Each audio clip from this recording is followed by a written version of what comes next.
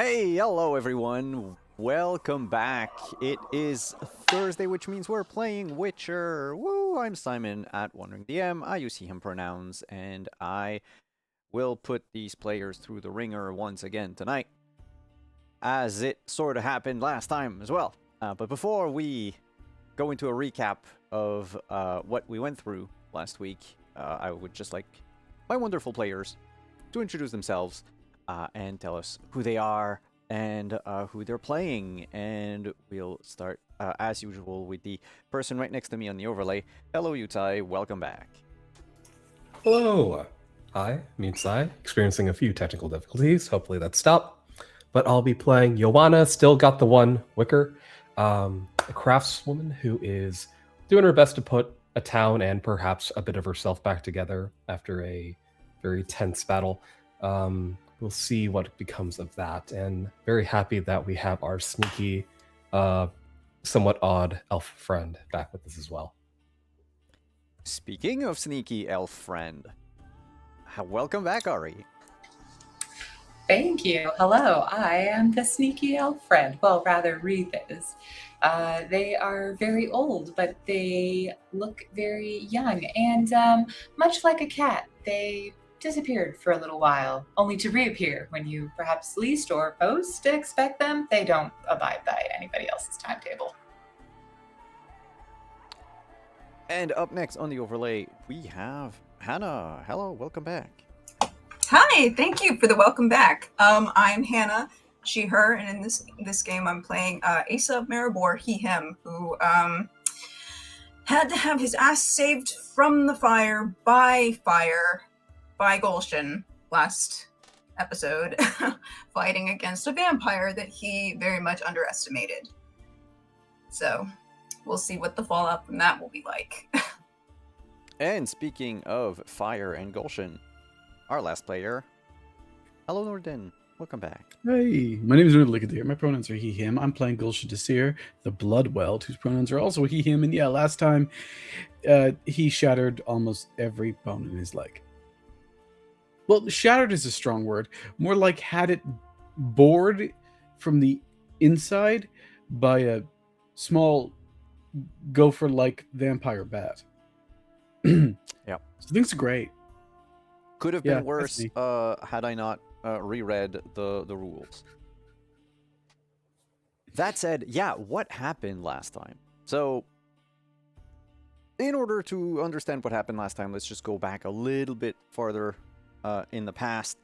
Our group of, I don't know if you're heroes, but you're certainly people.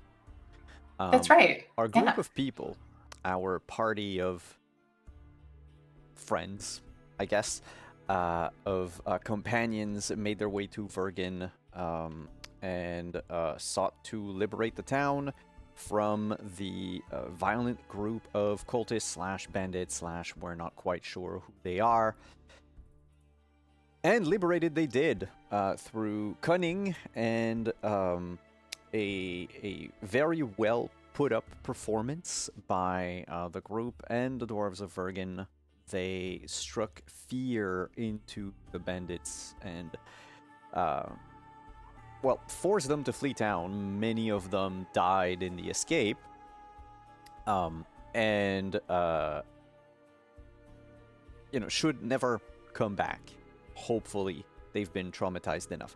But speaking of trauma, another thing that was happening in Vergen, kind of in parallel with this, was that the tomb that in the graveyard that the dwarves were using to basically bury like anyone who had fallen to those bandits and whatnot became the nest of a vile Garkin. And, well, when the people from Vergen noticed that you were traveling with a Witcher, they made a deal and offered compensation for the head of the Garkin. And so Asa and Gulshan went into the graveyard, while Joanna stayed in town to rebuild the old forge. That was a thing in itself. The forge was in complete shambles. The building was unsafe, unsound, threatening to collapse at almost any moment. But Joanna nevertheless persevered, and not only do you now have a functioning forge, you have also gotten quite a little bit of resources. I hope you've I have it written down if you hadn't, but it's somewhere in the Roll20 chat. Meanwhile, Asa and Gulshan opened the tomb and entered inside and encountered not only a Garkin, but I was going to say a school of Plumard. I don't know what the name for a group of Plumard is. I feel like this counts as a A murder. murder. Yeah. Yeah, a murder of Plumards. I mean, there are a bunch of vampires, so technically a group of vampires is called, what, a LARP?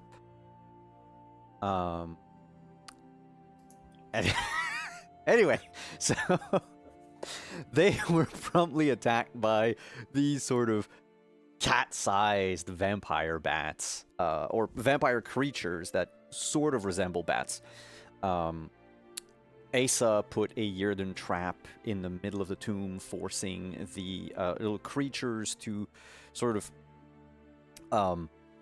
gather in the Yrden or around the Yrden in convenient spots that were prime target for Ignis and other fire spells. But this woke the Garkin up, and Asa decided to charge at it, except the Garkin charged a little bit faster and stronger, and cut Asa down. Dying, our Witcher was saved by Gulshan, who, through getting his leg bit and broken by one of the Plumards, managed to help get Asa back on his feet, and the two of you ran out of the tomb, only to realize once you were out that the Garkin was now stuck in the Yrden and was just in range enough for you to burn it to death, and burn it to death you did. Afterwards, parts were collected. The bounty was also collected. You made out with, like, how much was it again? 900 crowns. Yeah, something like that. Enough crowns to spend a good weekend at an inn, the four of you. But still, 900 crowns is the most that I think any of you have seen since the beginning of this adventure. And now we are, at least once I unpause the game, we are in Vergen 2 days later. But before we go to 2 days later, we need to go back in time a little bit to what the group was doing while they were recuperating. For people watching at home, we fixed all the healing stuff offline instead of rolling a bunch of stuff. Basically, Gulshan just needs to not fumble. So take your time and everything's fine. And I didn't want to just have an entire session of patching people up. It can be fun, but since most of the damage wasn't lethal, it would have been a bit redundant. So that said, you've had 2 days where for half of this group, you had to keep your physical activity to a minimum, as much rest as possible. But that still leaves 2 of you. One, in fact, who had left the inn the morning before our last session. When Asa, Gulshan, and Joanna woke up and had some great breakfast beer, Wreath was already gone. And Wreath, I would like to know, if hypothetically, I said that the morning after the fight with the bandits and everything, nobody looted anything. Hmm. Nobody thought of bringing any of the bandits' possessions or what have you with them.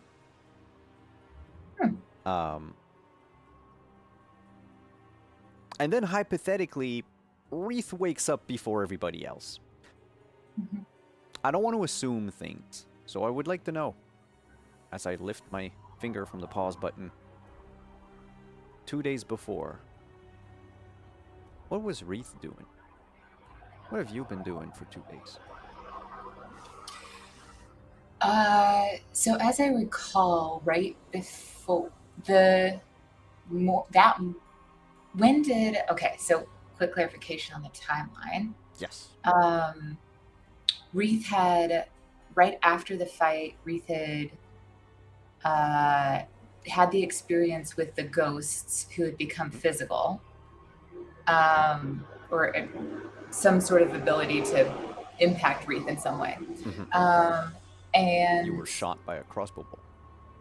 Yeah, and then beat up, if I recall correctly, until they passed out, right? And then they wake up and they go and they soak in the tub, and then there's the scene with Gulshan. Mm-hmm. Is this So what we did is after the scene happen? with Gulshan, Uh-huh. Everybody went to sleep that night. And this is the next morning. Oh, okay. So I think Wreath would have spent part of that day looting all of the things and bringing like the armor to Joanna for parts and things like that. But then the morning when they disappear, do you need any rolls from me or anything like that for the collecting and the gathering of stuff? No, it's for you Joanna? were wow. Ooh, excuse me, sorry. Yeah, no, it's okay. There are cops in Vergin apparently. It was bound to happen at some point. I mean, you set fire to a bunch of stuff. You It's the Popo. They're coming for us. You vandalized the graveyard, technically for a good cause, but you did torch the dwarves' ancestral tomb.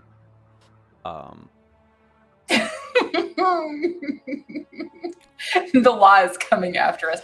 To be fair, I think this is probably the least of Wreath's exceptionally long list of law-breaking things that they've done.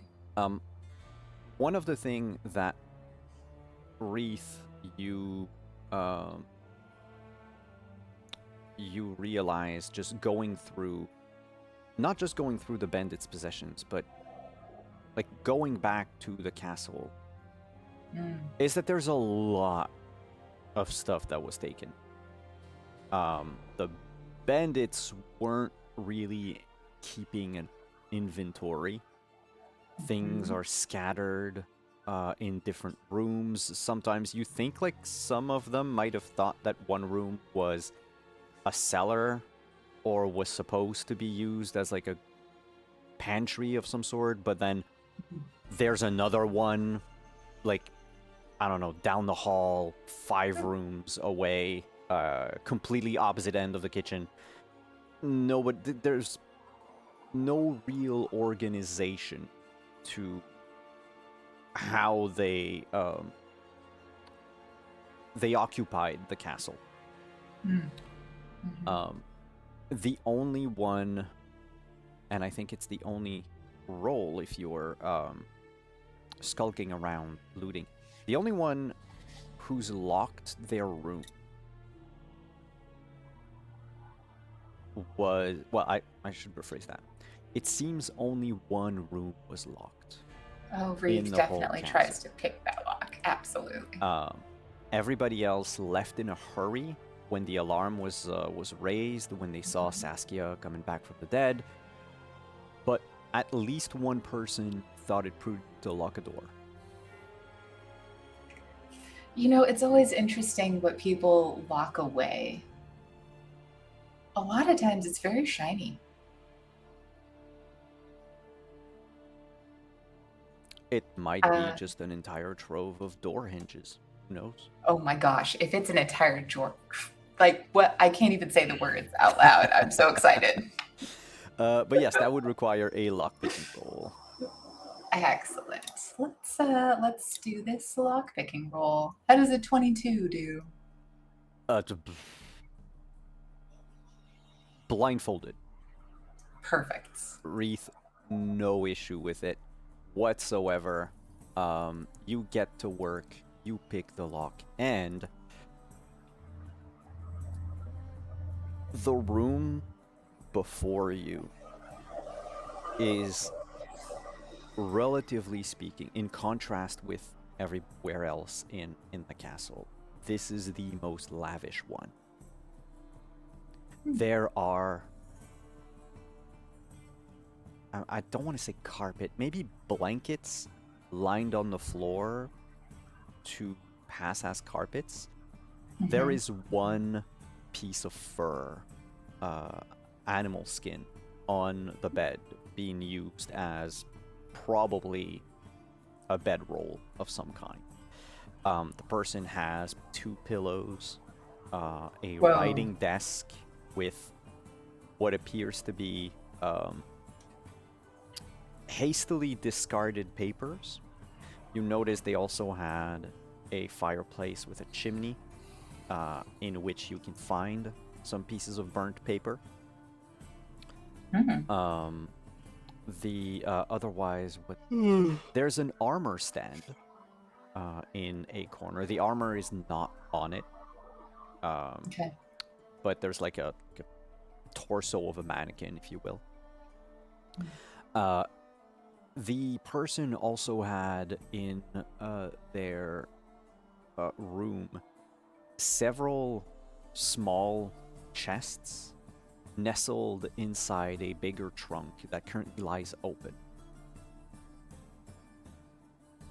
The chests, one of them is open, the other ones are all closed.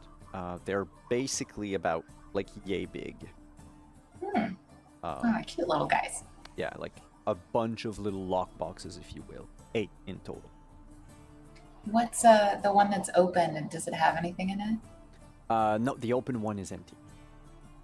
And the other ones, if Wreath looks at them, they're looking for traps. They're looking to see if anything is trapped or if it will hurt them if they try and open these things.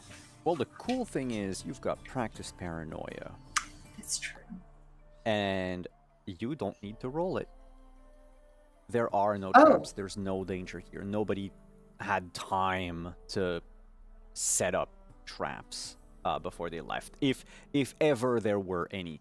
In fact, none of those lockboxes are locked. Oh, You can just easily is there open them anything and in root them? through them. Most of them, 5 of them in fact, contain crowns. Just Okay, filled to the brim great. with crowns. Nice. Some of the other contain ingots of probably steel. Joanna could tell you more about it, but one of those has these. And the last little box has this one. When you open it, instead of being just like an empty container, it's got a little vial rack inside to make sure that the vials don't clatter, hit each other if, like on the road or if something shakes. And there are 7 vials in there. Just opening the lockbox, your nose is immediately assailed by like an acrid stench that you've smelled on Johanna from time to time. Oh, like an element, like something to do with foraging or with potentially something like that. crafting or something. It's almost I'll say it's ammonia adjacent. Interesting.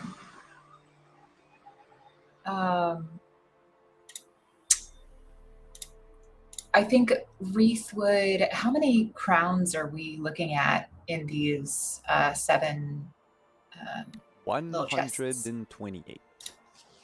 Nice. They would have also taken the vials and the ingots, and all of that would have gone into the pile of things for Joanna.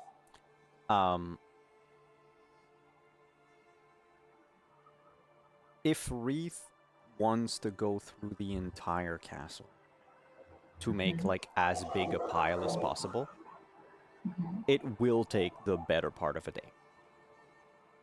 I think they would literally just spend most of the day in the castle and some of the day on the bodies. Although I think they would avoid the bodies. They've already the 2 people that they had killed the night before who came out back and stabbed him. I don't think they touched those bodies. But the rest of the bodies they would, and I figure that takes up like the whole span of the day. Or is that too much? Yes. Well, basically, by the time you're done, the rest of the group, at least Asa and Gulshan, are back at the inn, and you can arrive either before or after Joanna gets there. We ended last session with the 3 of them there, so if you want to arrive after, that's definitely a possibility. I'll list everything later that you find, but suffice to say, you need a cart to carry everything. There's enough here to equip a small militia. Okay. They didn't have like weapons to spare, but they did have arrows to spare. And they do have some amount of like resources to repair equipment. If not, well, had they access to a forge, create weapons if need be. They were definitely, this group of bandit, more organized than the ones in the tower. In the forest. Among the letters,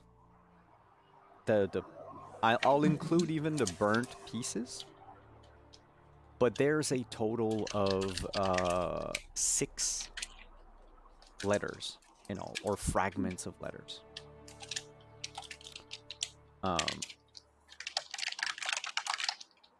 One of them that someone tried to burn is just a blank paper. Interesting. It's folded, but it's blank.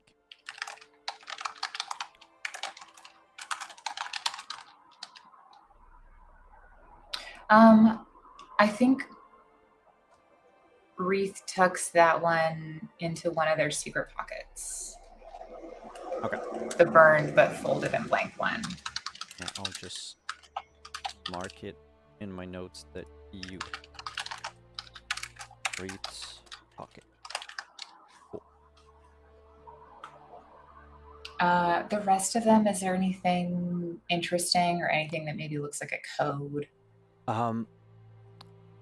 You remember the bandits in the tower? They had these rings with a number etched on it. These like fake, older, like, well, obviously fake rings that were probably mass produced. Blah blah blah.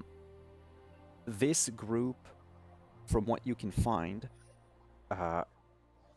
has the same thing. However, their rings are all made of steel instead of, I think the other group was like brass rings. You also notice, as you leave the castle and sort of go to the bodies and try to remember like where they tried to escape when they retreated and where did they fall, someone went through a few of the bodies.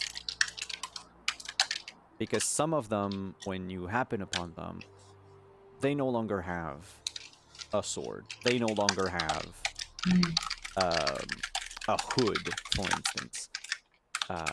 Their quivers are yeah, they had arrows, so their quivers are empty. Strangely enough, so someone else had kind of the same idea, but of all of those that were, let's say, pre-looted, only Mhm. one doesn't have a ring on their finger. Okay. It seems someone pried the ring off of their finger.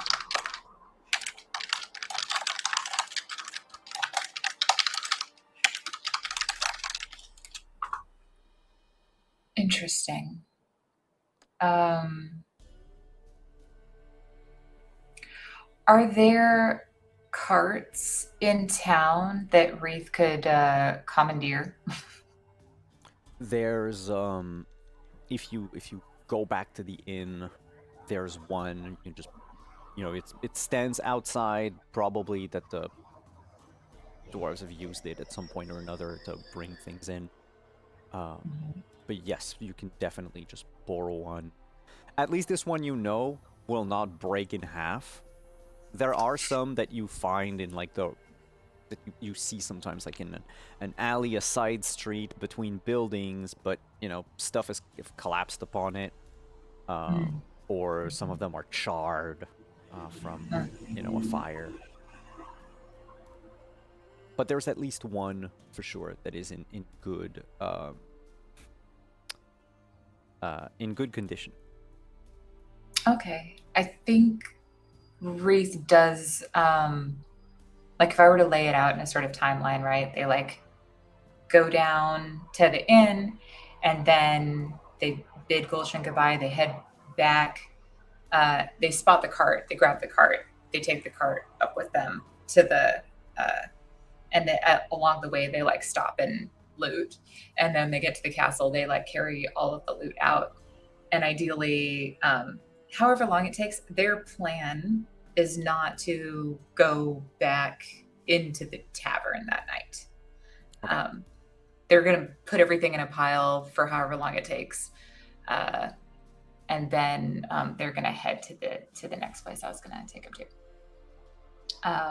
But how long would that take? Like, would it be deep into night by the time they get through all of that work? I would say sundown for sure. Like, assuming Wreath got up a little bit before sunup, that would be Okay. sundown. Like a good Okay.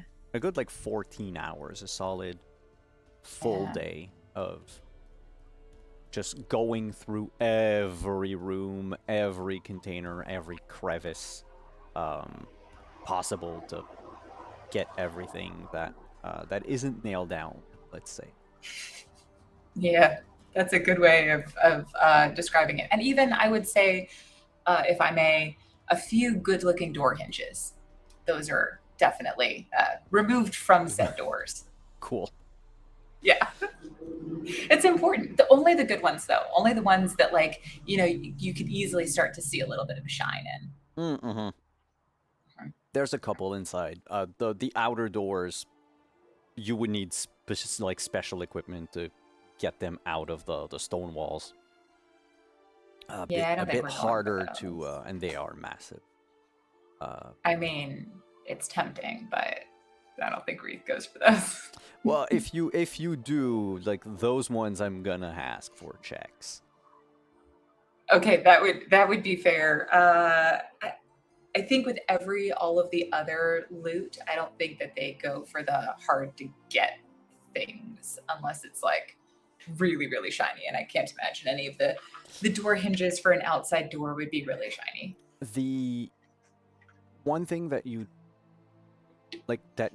end up sort of being aware of after spending so much time in the castle is, before those bandits came in, Mhm. someone else went through and ransacked the place. Like, there were things you find, like wreckage of furniture that clearly should have been like gilded in some way.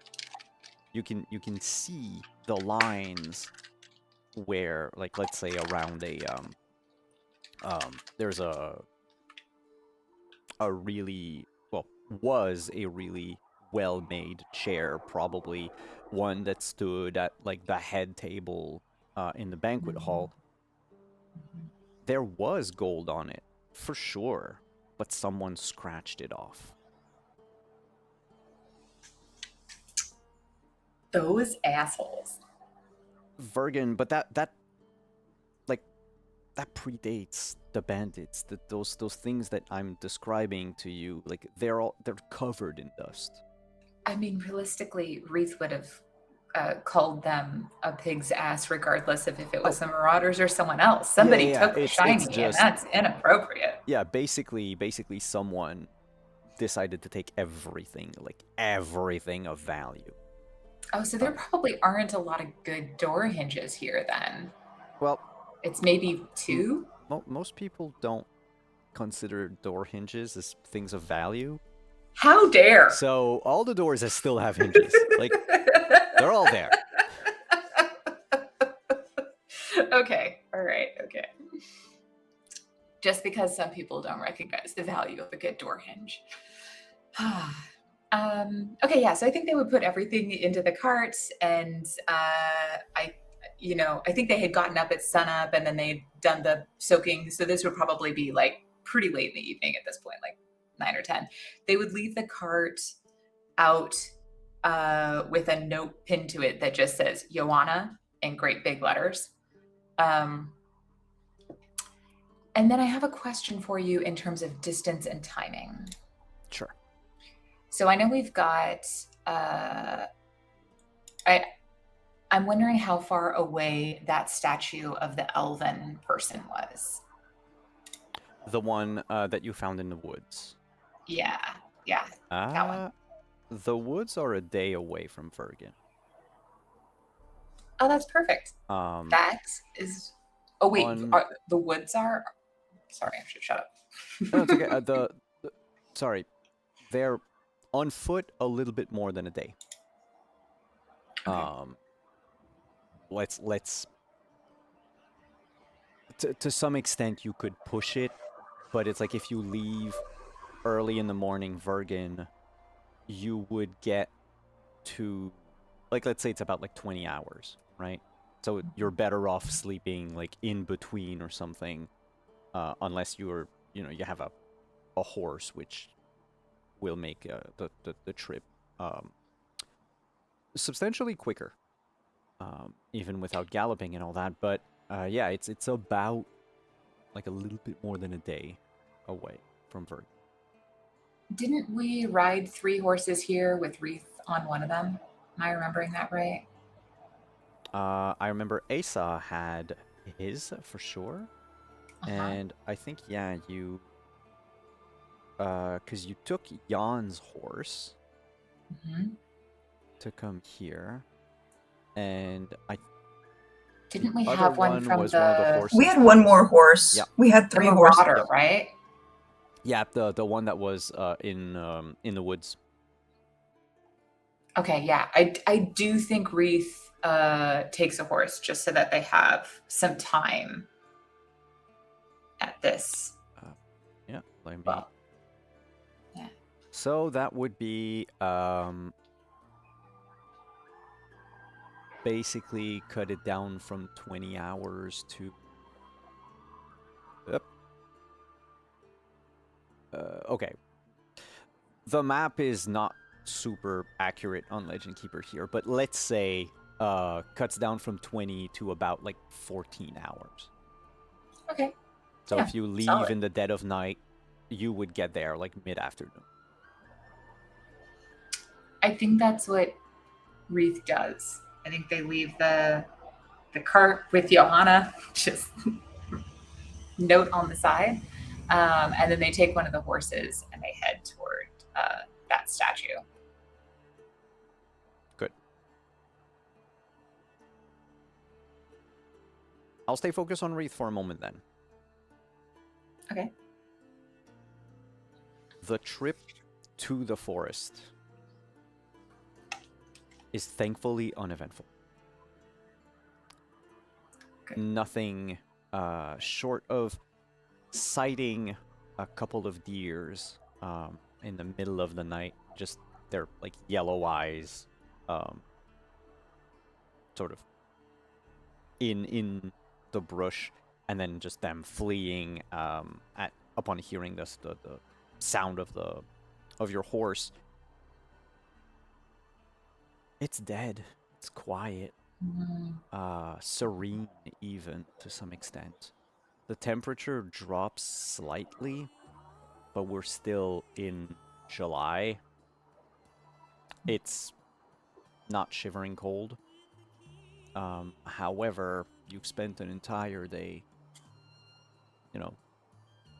doing some form of strenuous exercise, moving things around, going back and forth, and now riding through the night. I would like Wreath to make an endurance check, please. That is accurate. They definitely should. Let's see.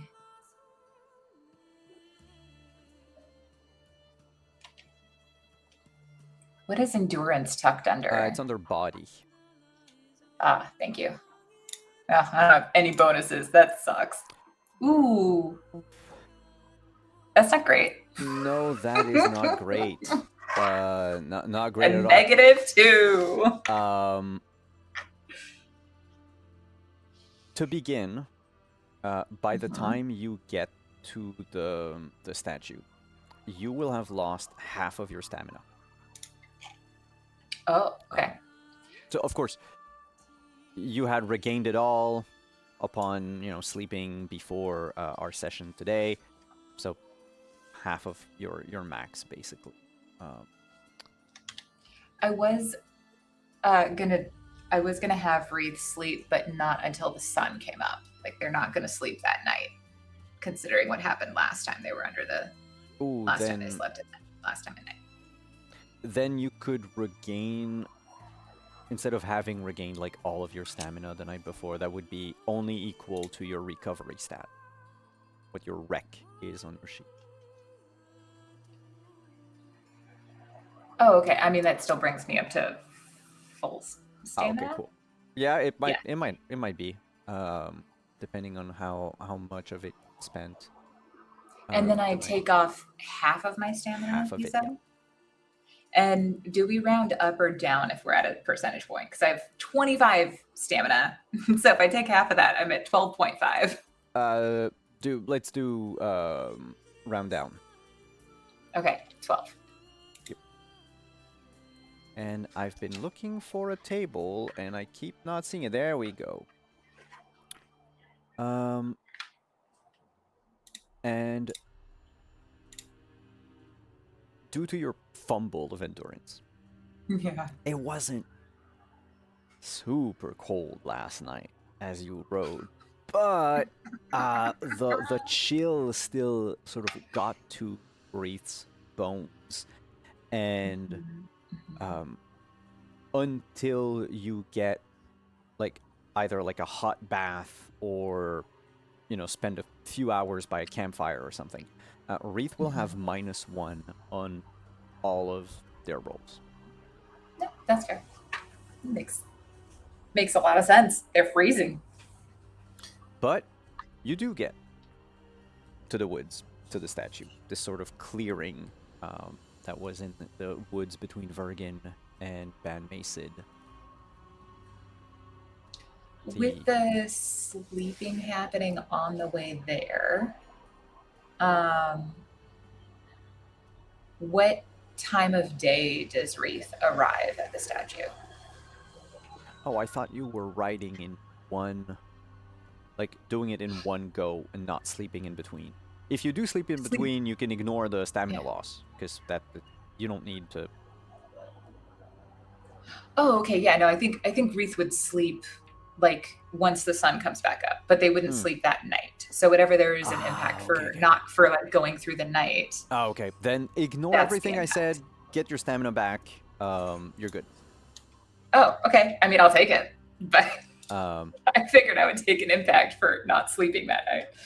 Anyway, no, let's keep going. This is great. I like this. This is a fantastic plan. Yeah, but what time does Wreath arrive Afternoon. then? Afternoon. Okay.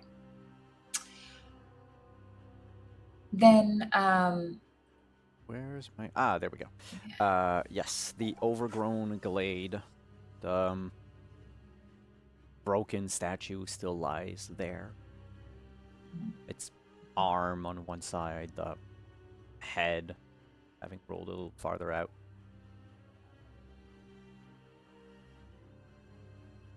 The area around, just like the first time that you visited it, is strangely still. No birds singing, chirping.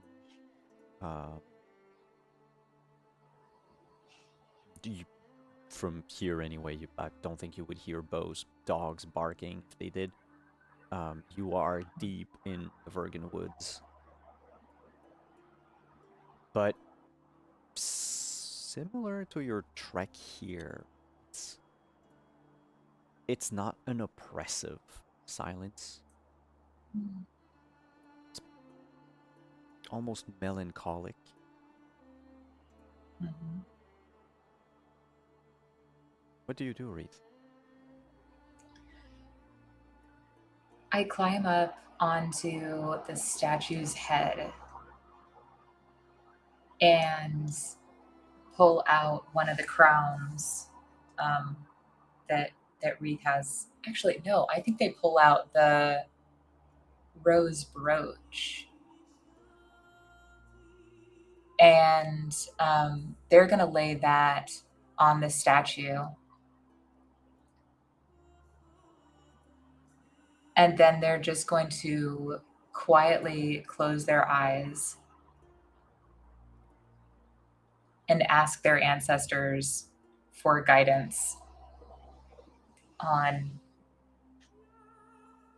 They're just going to ask their ancestors for guidance in general, right? But like, this is obviously coming from the memory of having the living shit kicked out of them by a bunch of ghosts after having, centuries of time where they've had these ghosts, some of which they've killed, some of which they haven't, who all existed well before they ever murdered, that like suddenly now these things can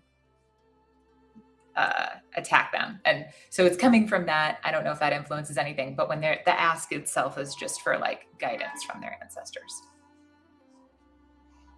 Then we'll pause that here. We'll go back to Vergen for a moment.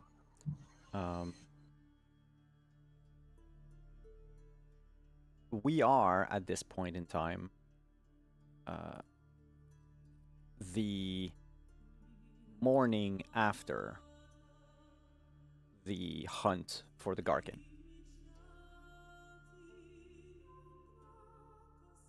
Asa, Gulshan, and Joanna. When you wake up at the cauldron today, Wreath is still not here.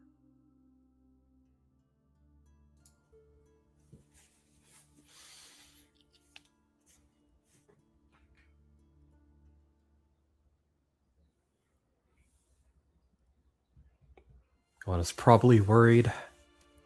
Starts looking around the place to see if Wreath left a clue or a message or a note or, I don't know, a dead gecko, something. That'd be weird.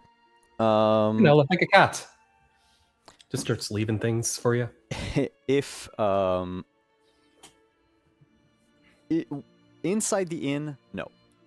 Outside of the inn, there's a cart laden with goods, and there's a piece of paper stuck to it, held by a dagger, and it's written in Wreath's handwriting, Joanna.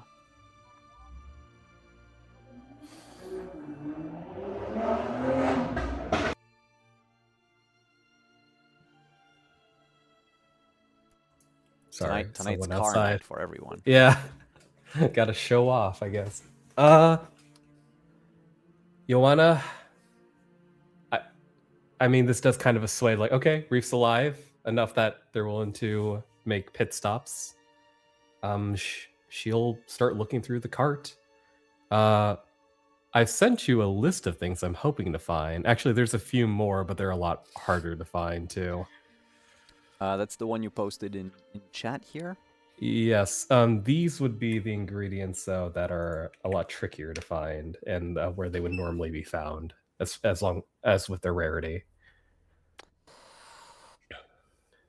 Yeah. You can start looking for I like to draconids. forage in this wagon. What environments does it count as? A wagon. If you want to Can be start found. foraging around, I can tell you that Tell me, Simon. some of them. Okay, wait. Is it called ogre wax? Yes, one of the ingredients is called ogre wax. It is found in caves typically, and it's actually pretty common. Is Okay, it so it's like not. ogre earwax? Or Yeah, I don't know. I hope not. That means there's a lot of ogres around. It's kind of weird. Ester grease, etching acid, resin, beast bones. Well, beast bones you would have to hunt to get them. Hey, Sa! Tanning herbs is something that you can definitely also get. Most of the ones that you sent me from your first message. Mhm. So the wax, there are caves in Vergen. Well, it's still there. There's a mine in town. No longer operational, but it counts as a cave. You can also get etching acid from there. If you go outside of town, the area outside of town is considered fields. Woods, you basically would have to go back to the woods that are like a day away. Vergen being built in a rather rocky and sparsely wooded area. Gotcha. But before you start and go foraging, there's a couple more things. Sure. Because there's a bunch of stuff in the cart.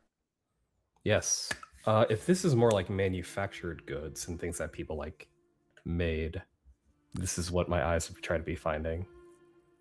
Well, there are bags and lock boxes. There's in fact a big trunk that contains a bunch of lock boxes inside, only one of which is empty. But you just through the smell alone, you know that one of these boxes contains etching acid. Ooh, that'll save me a trip. In fact, you find, and this is all in all, and I'll post it in the chat anyway, but in no particular order, there's a badge from the Mahaka Mining Syndicate. Mining Syndicate. Yeah, it's a metal badge, sort of tin. Belongs to, well, probably the mining guild of Mahakam. There are also the bodies of what the bandits had on their bodies. You know, armors and daggers and gambazons and all of that. Since Reith left it all with you, I'll just put the total there. I think y'all got some last time. But there we go. Ooh. That would be, because I think last game I gave you some numbers. But all in all, there's 4 iron longswords. I think I gave you 3. There's 9 daggers, 10 short bows, 8 gambazon, 3 double hood, 1 pair of armored trousers that's still in good condition, 100 arrows. Oh, there we go. Okay, last time I had given you these.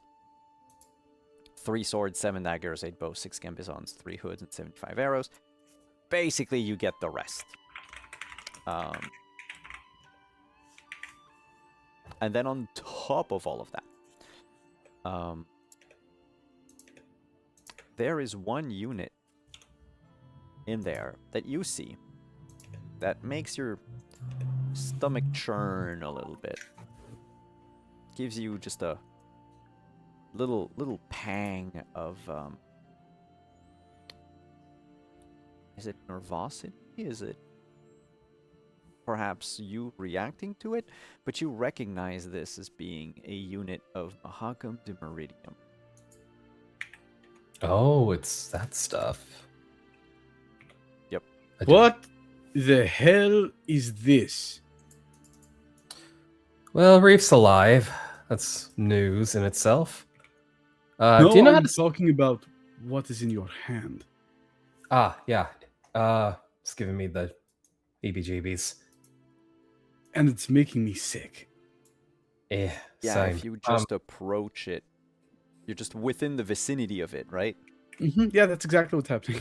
Do you want to...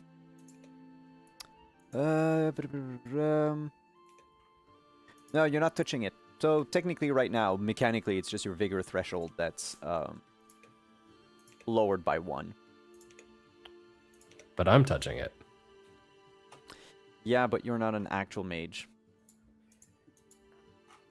Your You're not vigor real. threshold is lowered by 1 mechanically, Joanna, as well. That's sort of the feeling you have in your stomach of just feeling a little ill. But you don't suffer the things that Gulshan would suffer were he to touch it with his hands. Just to clarify, this is a side effect of my gift, which lets me make things a bit sturdier. Yep. If I come within 4 meters of any Dimeritarium, I can't pronounce that. I lose Dimeridium. I lose all my vigor threshold and have to make an endurance roll at a -3 against the effect table. Oh, it's all of it. Okay, awesome. Then yes, you've lost all of your vigor threshold. What does that look like? Do I just Dimeridium? collapse? No, losing all my vigor threshold. In my mind, it's kind of like nausea. Oh. It's just you feel that you feel like you're going to just puke your brains out. It's I see it. I see like the reaction of a mage to Dimeridium the same way you would see Superman's reaction to Kryptonite.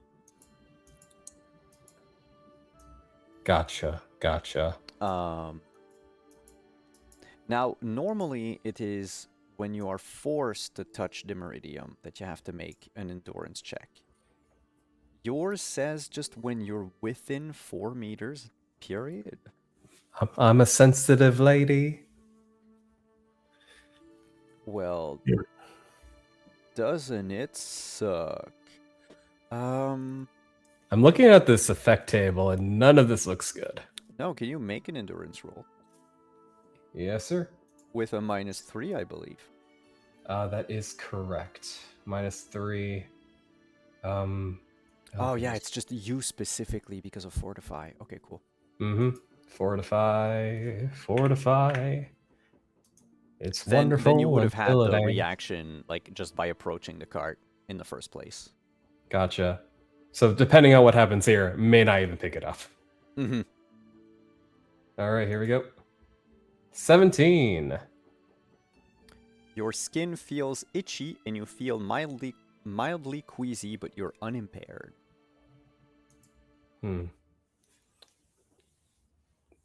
So about the same description I gave earlier. Yeah. Do you think I'd be knowledgeable about this? Like me and Gulshan ran it. Maybe I ran into it while I was training under Gulshan when I was young. I'd say yes. Oh. We have a muted Gulshan. Yeah, I taught you about it. I specifically talked to you about Dimeridium. I said, this is the bad thing. Don't touch it. I don't understand. How can a stone make you feel queasy? Because I'm not touching it. Don't But Hold it away from me, please. then she starts puking her guts out. Oh. The only all the- person who can carry this is probably Reese. There's just a whole side of the cottage we couldn't go on until Reed visited. The problem with that is even if Wreath were to carry it, Mm-hmm. Mm-hmm. Joanna has a reaction whenever she's within 4 meters that is even more violent than what you would have, Gulshan. Can we? Okay. Here's It a question. needs to be isolated. To Is not there affect it. yeah? Is there a way to like put it in a case, a special kind of case, Yeah, to limit its effects? yeah. In my mind, it would be we're gonna go with something tried and true, but like a lead box, like a lead lined box would be enough. Do you have any lead? Joanna, put that Sorry, down. just Put it down. Really itchy all of a sudden. Put that down. Okay, I dropped the box, assuming that I don't even open it because of the side effects. That is the meridian. I don't need to look at it. I just know. Do you have lead? Oh, it's that fucking rock that you showed me that one time.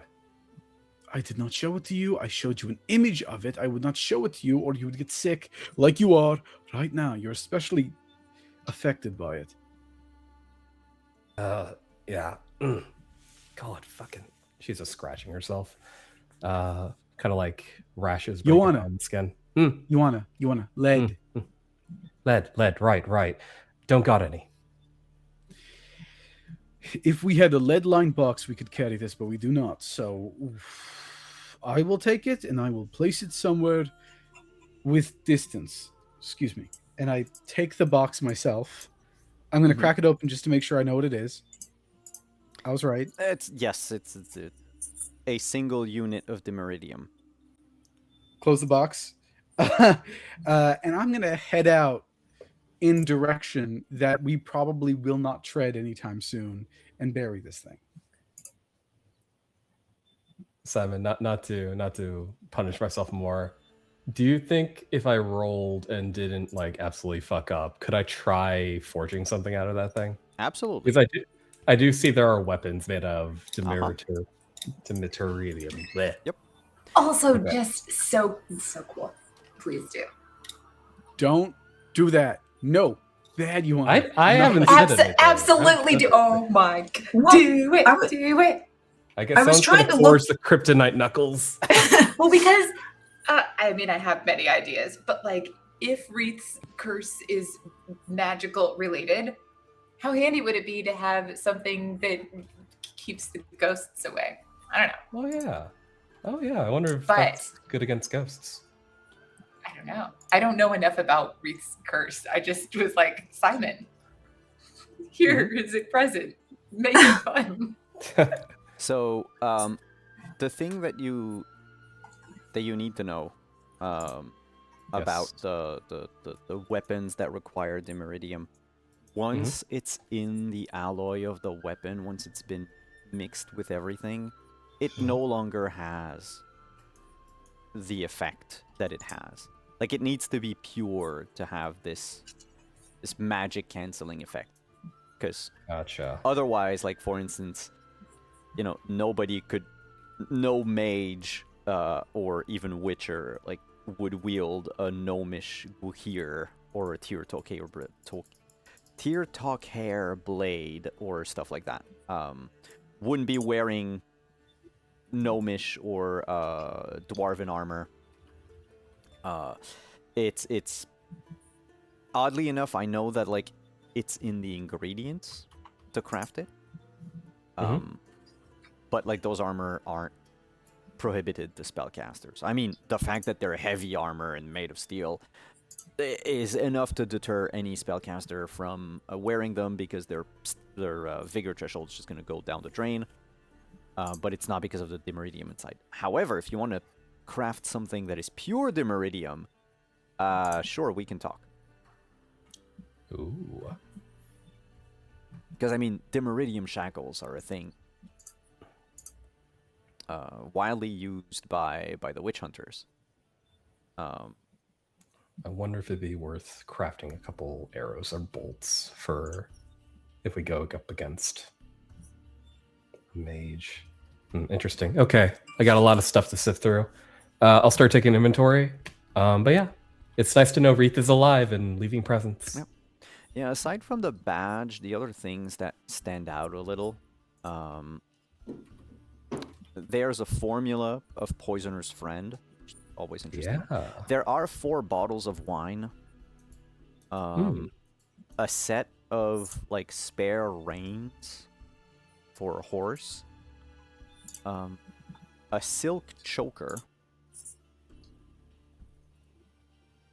And then a bunch of letters. Minus the one that Wreath took. Some of them have been burnt in places, like someone tried to get rid of them. Others appear to be kind of brand new.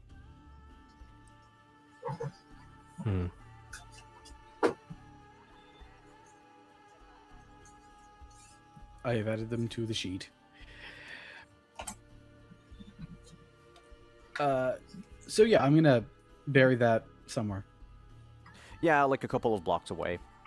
Find a ruin. Dump it in. Low.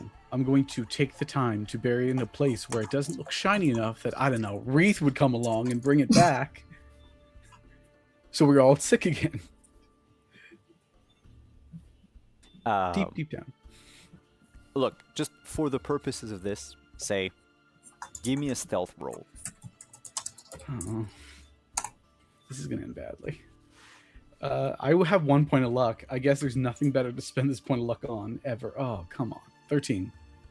Ah, it's decent. I mean, to even begin, like, rolling to find it, like, Wreath would have to decide to go into the ruins that have absolutely nothing in them, and then start rooting through them, and then potentially find it. Like, the chances of anybody stumbling upon it are slim to none. Save for you, because you know where you've buried it.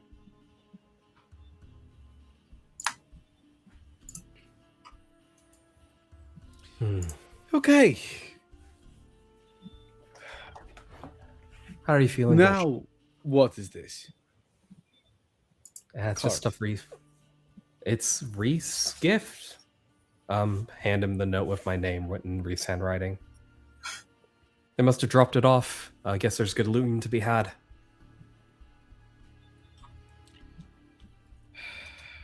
Wonder why they haven't come by and, I don't know, said, hello, I'm fine. Everything's okay. Is everything okay? How are you feeling, Gulshan? You came back a bit beaten, for one word. My leg is fine.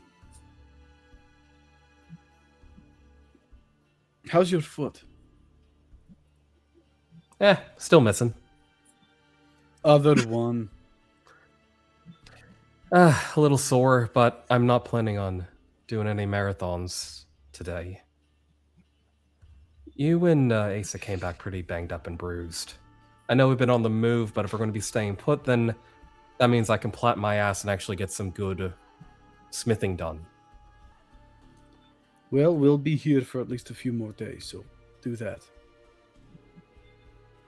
Speaking of which, Gulshan, your arms are your armor. You know I'm good at what I do. Would you let me take a hand at trying to make sure what almost happened stays in almost in the future? I would be a bit more worried about, our other friends.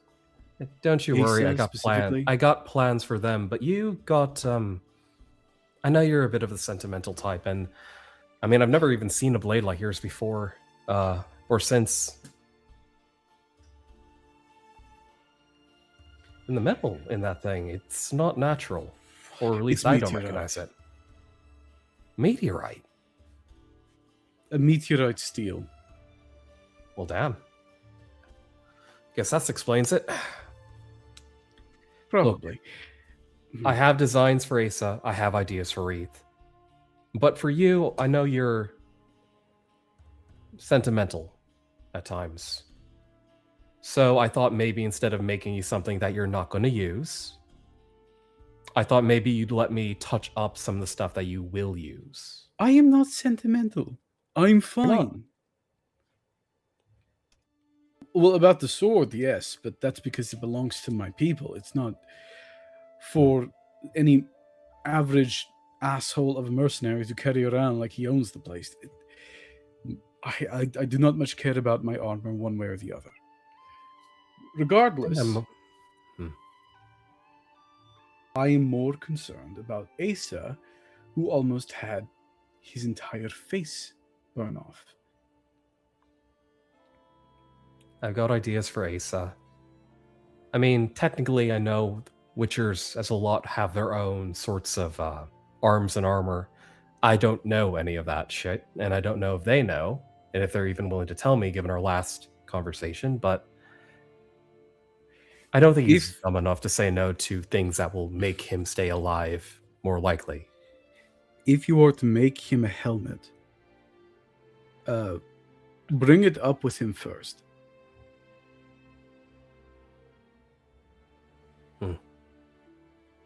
Actually, I was thinking... requires some special measurements is all. All right. Though I was thinking more along the lines of, and she gestures to the jacket you're wearing, the armored jacket sort of style. This thing's sturdy as hell and a lot better quality than what he's rumping around with. If you give me a day or two, I could probably put all the pieces together. Maybe matching set of trousers as well. Once again, though, I don't know if he'll actually use it or not. Here, he takes off his gambeson, which is mechanically a Lyrian leather jacket. Indeed. And hands it over. It is a bit dinged up. It's a bit damaged. It's a bit underneath its maximum SP, to put it mechanically. But it is pretty good. If you needed to look at it, by all means. Oh, Gulshan, why don't you let me fix your shit? Because for the past several days, we have been under fire. Fair enough. All right. I'll only need it for maybe half the day. Come back whenever you like after that for it back. Sure. You gonna go after Wreath? No. If Wreath is trying to avoid us, then they should succeed, or they will get upset. I learned that the hard way. Well, if you're going to any ways around this town, and I'll hand him like a small list of things I'm looking for, the ingredients and where they're most likely found. Just if you're in the area and you have nothing else to do, then get on all fours and start ripping out weeds and such. You're asking me to look for wyvern scale. If you happen to find one, or a cow. I could use a cow's hide too. If I happen to walk across a wyvern wearing no armor, you want me to try and scale it? I want to say something, but I know you'll get mad at me. I probably will. I just thought... Ugh, never mind. Talk to Asa. I will. Is he up yet? Linen? What do you need linen for? Don't question the craftsman's process. I can and I will. I turn around and get back to business, muttering to myself, big talk for a guy who just gave me his jacket and knows at least a couple things about embroidery. I'm going to go get my needle and thread. All right. While this is happening, Asa, what are you? Yes, sir. In fact, Asa is Yeah, I was gonna say, how's your face? Bandaged.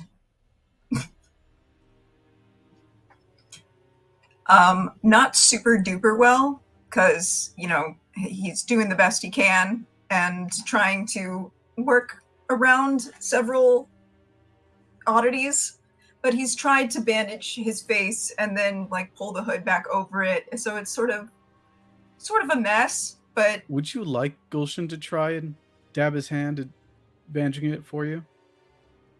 no. Because he healed your face, so he knows. He healed it with a spell, didn't he? At like a distance. The first time, he would have gotten closer for the second time, friend. I didn't clock that. Well, in that case, I guess so. Okay, well. So it's better bandaged. Yeah, it's better bandaged than I Nope, originally actually it's not. anticipated. Oh wow, no, Never mind. We'll leave everything as is. It's poorly bandaged, and people might think that Asa did it himself. He tried, and but he is up. He's been up for a while, and he's been training spells, training his signs. He's frustrated and taking it out on trying to get better at his skills. So he's been working on a couple of new signs to try and give himself a better chance to not get his ass kicked next time.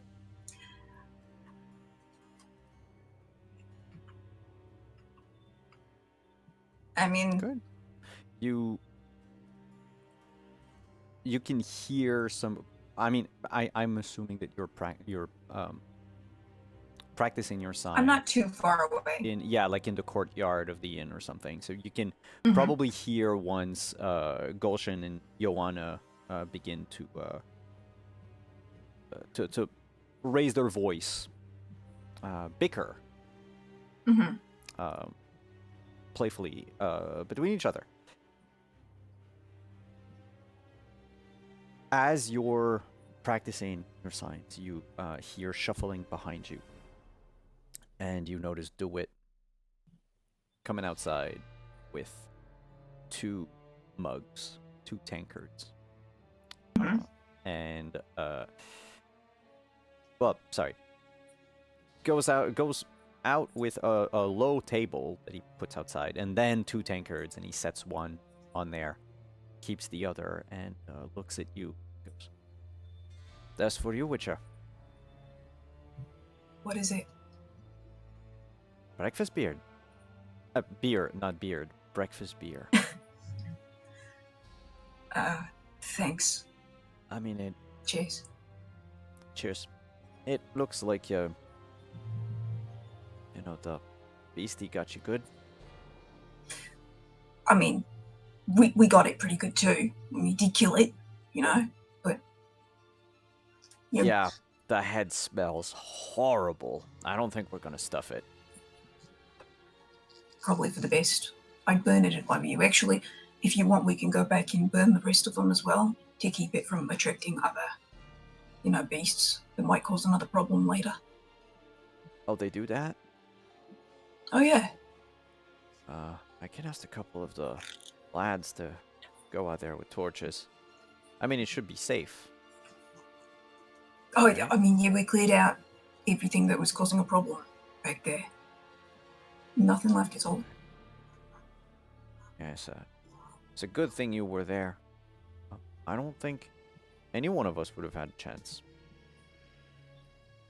No, it was very, very dangerous. I'm glad you didn't try and go out there yourselves. It was tough beastie. And how's Gulshan handling the leg thing? I think he's getting better. I mean, he knows how to heal himself. He's got good medical skills and whatnot, but he seems to be taking it well, apart from that even. We're doing okay. He's awkwardly trying to, take a sip of the beer, pushing the bandages out of the way. It just tastes like wet bread. It's just like a wheat beer. Mm-hmm. I take it you and Gulshan and the others, you're gonna leave once once I get the windows done, right? I think that's the plan. Yeah, we weren't planning on staying here for very long. We still have, places to go of our own. Unless there's something else that you were needing us for. Myself, no. I was just going to say, that you and the others are always welcome in Vergen. As long as we're here, you're family. Let's thank you for that. Yeah. He seems like almost proud of himself, satisfied maybe, and then just nods and goes back inside, like business as usual. Guess.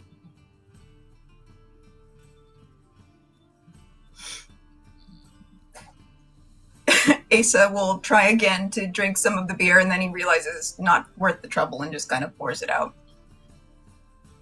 It's maybe for the better.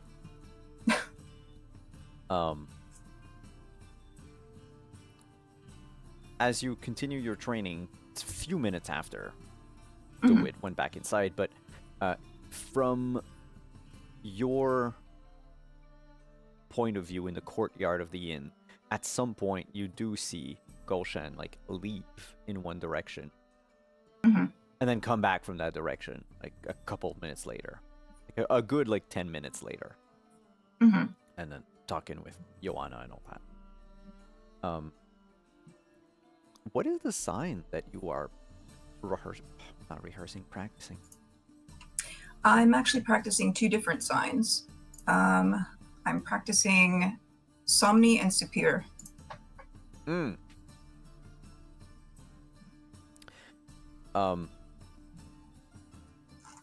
you just give me spellcasting? I can absolutely do that. I would like to do I mean, it's also part of the learning process, but this one is yes. it's a side. It's a 20. different one. When as you're like doing your superior, practicing your superior sign,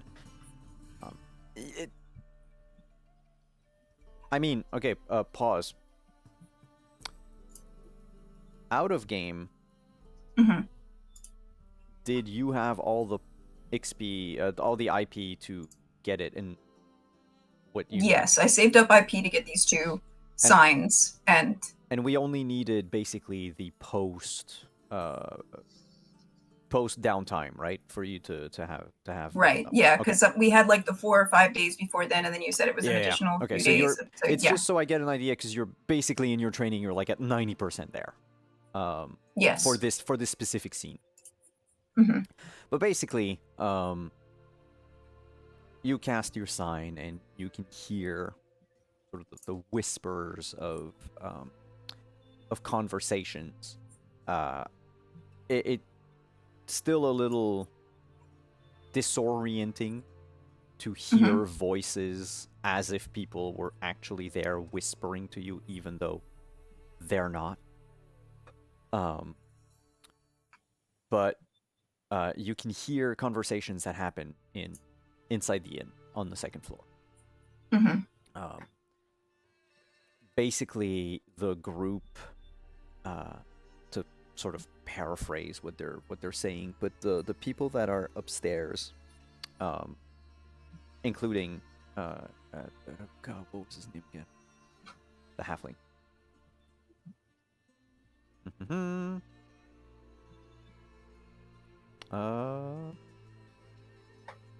Sorry, I know I have my notes. Thierry, yeah, including Thierry. So Shanraral, Thierry, Vilgarn, the ones that you met on the road,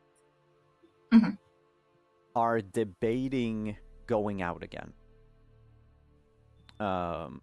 This time they want to try to go to Mahakam. And half of the group is against it. The other half is trying to push for the trip to happen. The counter arguments are like, we're not gonna leave everyone here. We just freed the city. We're not gonna have help from a witcher and a mage anytime soon. If we leave and we just leave the others here, what if the black ones come back? We'll come back to a ghost town again. And the ones who are pro leaving are basically arguing that it is going to turn into a ghost town anyway, because the food stores are basically empty and we can't subsist on breakfast beer for long. This slosh is not going to last us very long, and it's not nourishing enough. They want to go out to try to get resources. The issue is they don't want to go through Ashburg again, not after what happened to them. And that's sort of the stalemate that they're at, because those who want to leave don't know where to go to begin with. Like, how would they get to Mahakam in a timely manner? Which sort of the other side, who doesn't want to go, just like basically has this argument against them that, well, you don't even know, like, your plan is not even cooked. But this conversation goes on for a couple of minutes that you hear through your superior. Is Mahakam in the same direction that we were needing to travel anyway, or is it in a different direction? Mahakam is like south, but like far south. Okay. It's probably like 2 weeks away. You're in the summer, so you don't have to worry too much about like some of the passes being blocked because of snow or anything like that. So it's a little bit easier to access the city. The mountains, like the Mahakam Mountains, are not that far away, but the mountains do not equate the city. And normally the quickest path would be to go south to Ashburg, and then through Ashburg, and then through Gullet and Lapisdale, and then turn west. West into the mountains. But it's a trek. You've traveled Adairn before, and it's, if that group got waylaid once and barely made it out with their lives, the chances of them getting waylaid by bandits, not just the, let's call them special ones, is way too high. Like, it is, clearly it would be better for them to stay here and just try to find a way to get food. Okay. Trading with Bad Mason would be a good idea to begin with. But like, clearly there's a bit of tension rising now that the danger of the bandits is no longer there. It's been a day and they're already focusing on like other problems that they have.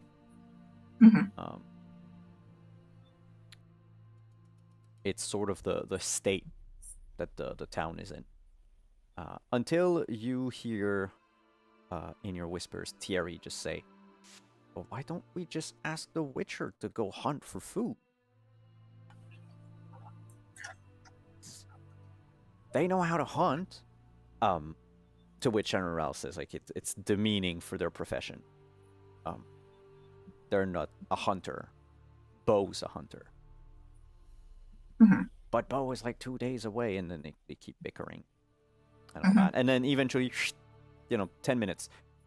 The sign doesn't last forever. Right. The conversation ends abruptly, like mid-sentence. Hmm. You got a good grasp on it. A little strange, but very useful.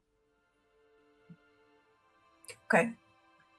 Well, I feel like, I see Joanna and Gulshan are up and about and conversing and doing all of that. So I'm gonna forego my training for the time being and head over to see what they're up to. I believe, Joanna, you were sewing. I don't know if you went back to the forge to do that. Oh no, that's gotta let the inspiration sit a while before deciding what to Okay, muck up the jacket with, or decide that it's a better idea not to, depending on the wrath of the he who must not be named.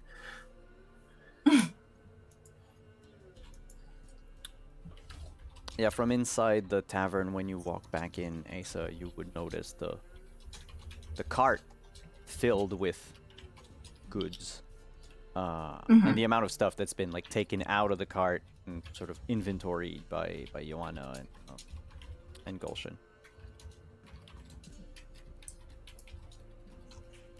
What do the three of you do? Yeah, Gulshan's just ending his rant about linen and starting to walk in a direction before turning around. Asa, I missed something. What's going on?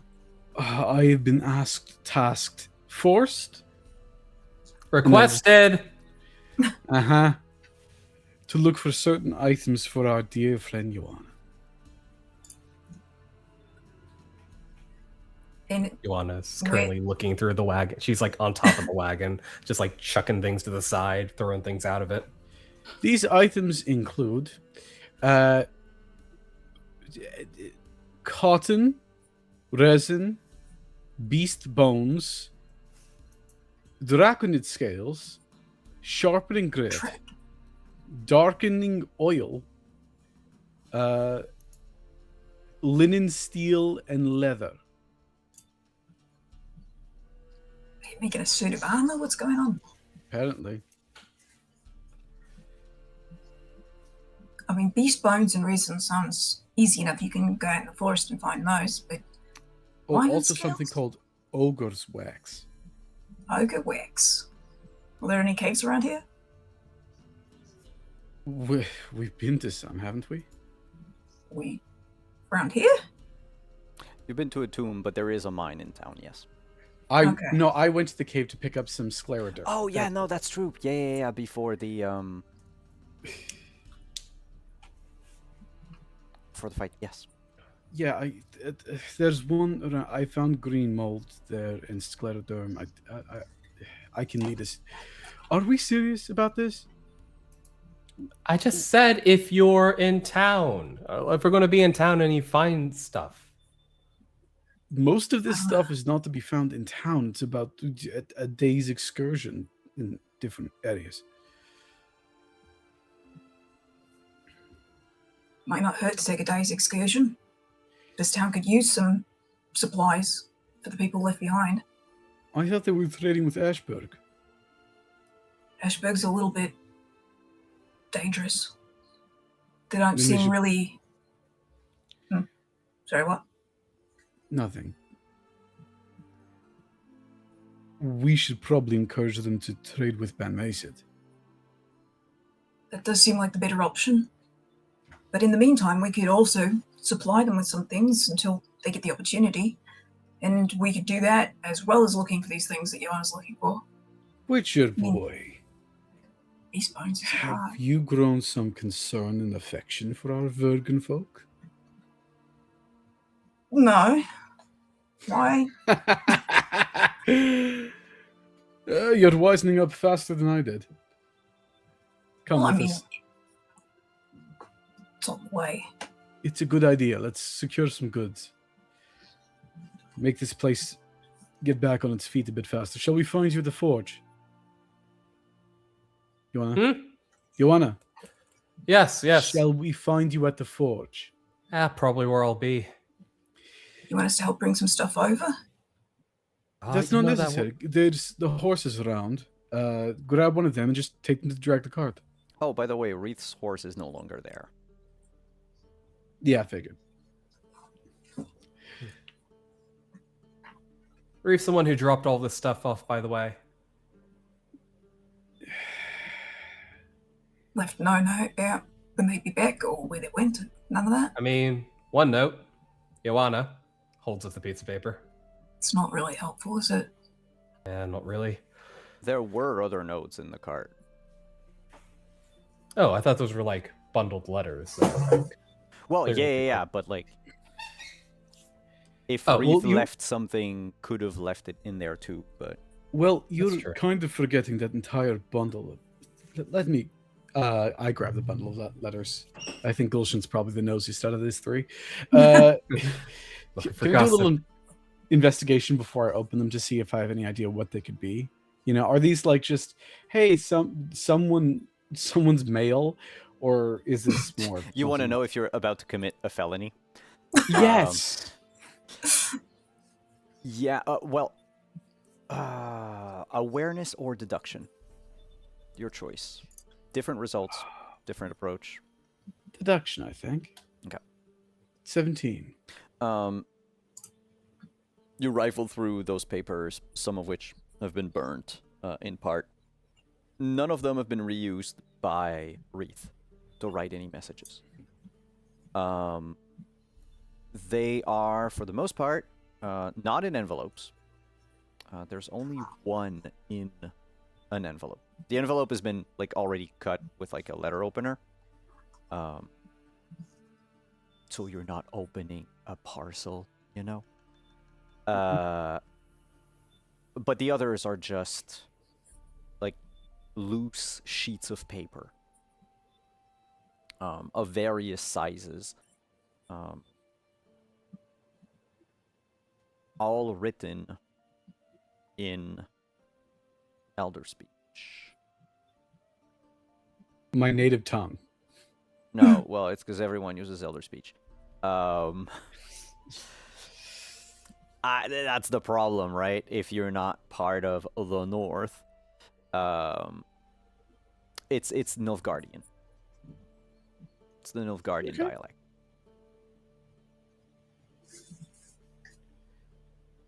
But none of them written by Wreath. I don't know if you want to spend time to read other people's mail or not. That's up to you. Let's head to the caves, and while we head to the caves, Gulshan's going to rifle through them, because if they're Nilfgaardian, it means they might be connected to our little friends. And Hey, Gulshan, that are you headed out? Take your jacket. I'm not going to get attacked. You don't know that. It's caves. No, we don't know what's in the caves. This day is just getting worse and worse. I have a good eye. I don't need it. Unless you really want me to try out my hand at embroidery. What? No, I'm good, thank you. And he puts the jacket back on. What we'll do, you have a list of ingredients.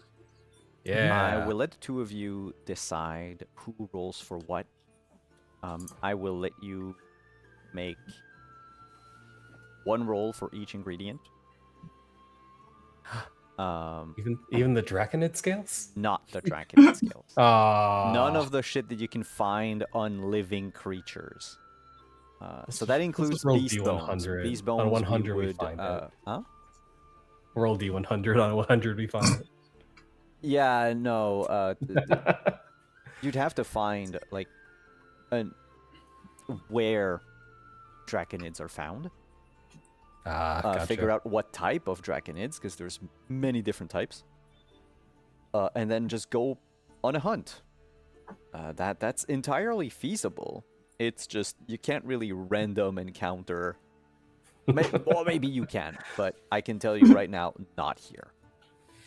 Gotcha.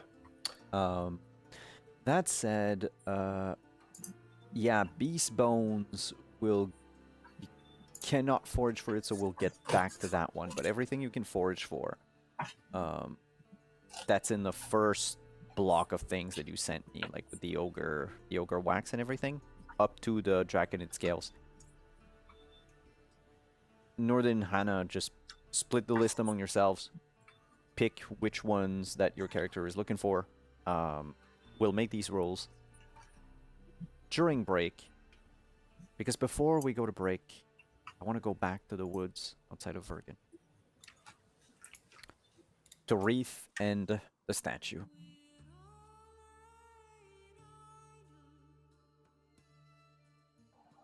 You don't know how long you've had your eyes closed for, but the wind changed directions many times. Sort of even with your eyes closed, the light of the sun, or at least the direction it's coming from, you've seen, felt it shift.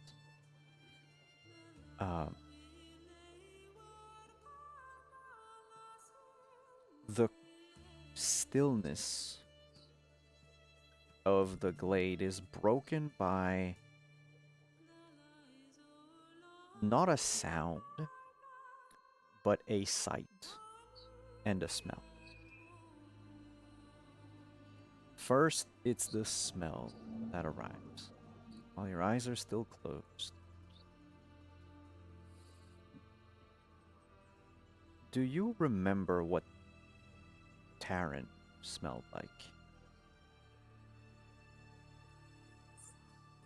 Hard to forget.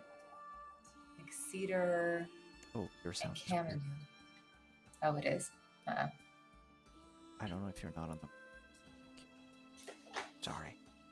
It's okay. Just tell me when it's fixed. Oh, it's fixed. It sounds fixed now. Is it fixed? Okay, good.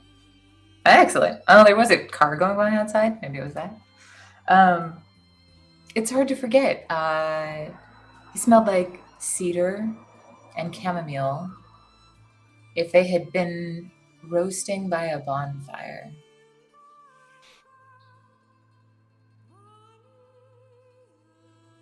If you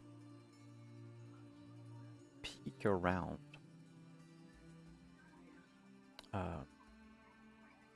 wait, you said chamomile and cedar. Cedar. There are no cedars around this glade.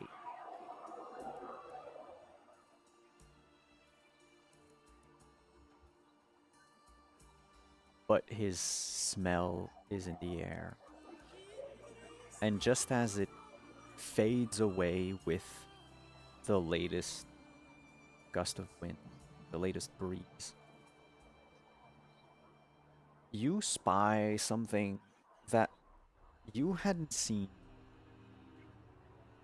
the first time you and the others visited the glade, that you've missed the second time that you were here. It's a white rose. It's barely clinging to life. It's a little sickly, a little, well, can't really say pale. It's a white rose. They don't grow here normally.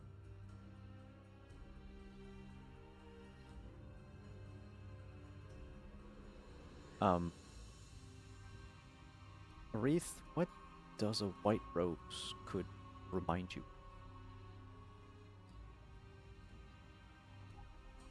It reminds me of long afternoons in a quiet garden with lush rose bushes growing all around and tea steeped in chamomile sitting beside us while we talk. Of my father's warm laugh and his quiet gaze, and the way his rough hands, calloused and heavy, would pick up the tiny cups that my mother made.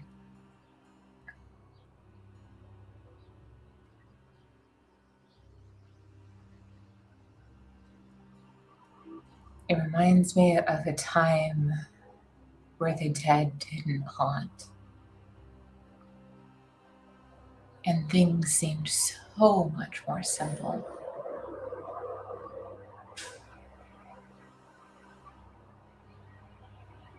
From atop your statue, or from atop the statue where you're currently sitting, what are you doing? I think Wreath brushes their face and tucks the rose brooch deep back into their pockets and then slides off the statue and carefully goes to just smell the rose. And then I think they actually just start crying and they say, "What do I do?" into the wind. The wind does not reply, but does blow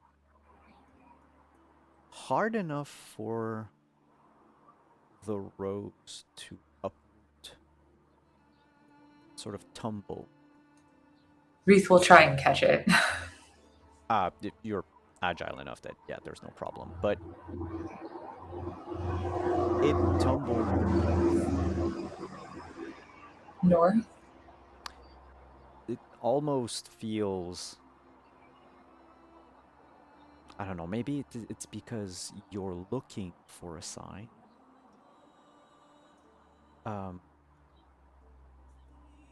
Or because that just happens to be the direction of the wind that's been shifting over the last few hours, but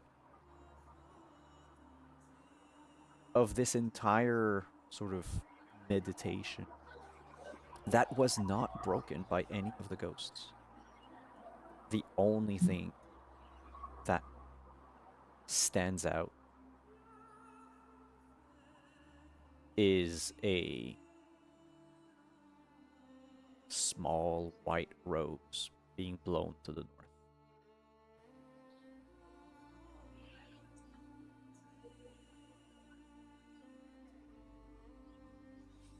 Wreath will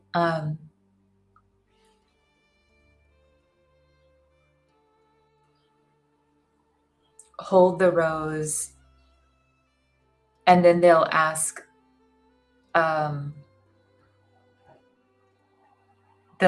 another question into the wind. They'll turn to head back toward their horse, and then they'll stop and ask another question into the wind, which is simply, "Alone?"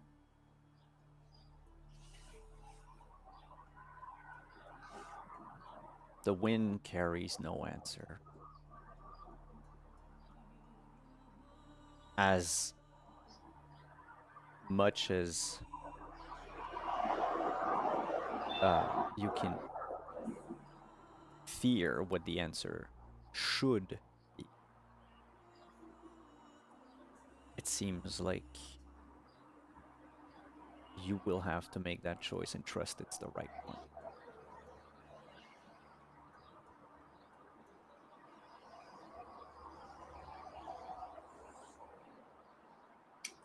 And that's where we're going to cut the break. Yeah, before they make the, yep. Mhm. And during break, Asa, Gulshan will do the forage rolls. And then when we come back, we have mail to go through, apparently. And whatever plan Joanna has. So You've stick got around, mail. everyone. Grab something to drink, hopefully not stale wheat beer. And, grab a snack, stretch, all that good thing. And we'll see you back in like a few minutes.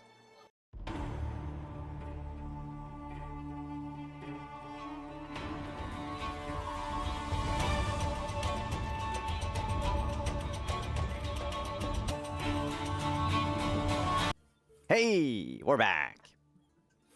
Oh, there was a bit of lag. So, I forgot to make y'all roll the forage rolls. So can you just make all the forage rolls, please? Sure. Just let me know which item it is and what you are looking for. Or which item it is. That's just what. I need.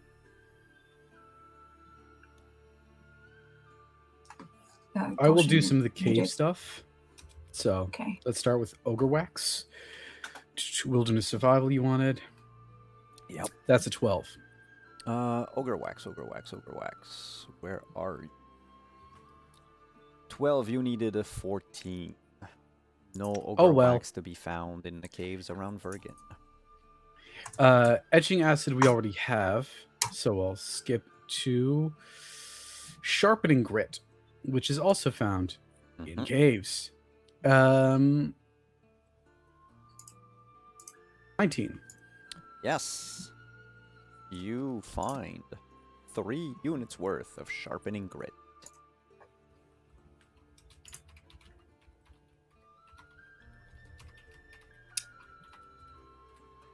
I'll do the forest rolls then. I guess the so the darkening oil. Let me 24. 24 is enough to find 6 units of darkening oil. Okay, and Resin. We need resin. resin. And that's also found in forests. Did you already get the ester grease? We already have ester grease, yeah. Okay. So 21 for resin. Yep. 2 units of resin. Sweet. How much of the darkening oil did you get? 6. Do we have the tanning herbs already? We have 11 tanning herbs. Is that enough, Joanna?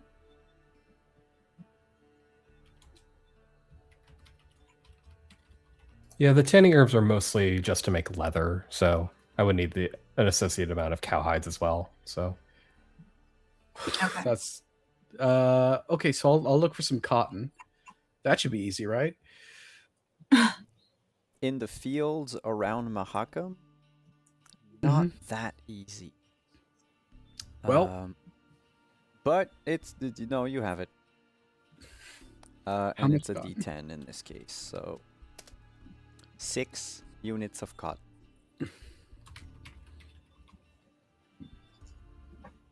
And you said no beast bones this time around? So, in order to find beast bones, you are going to have to hunt animals.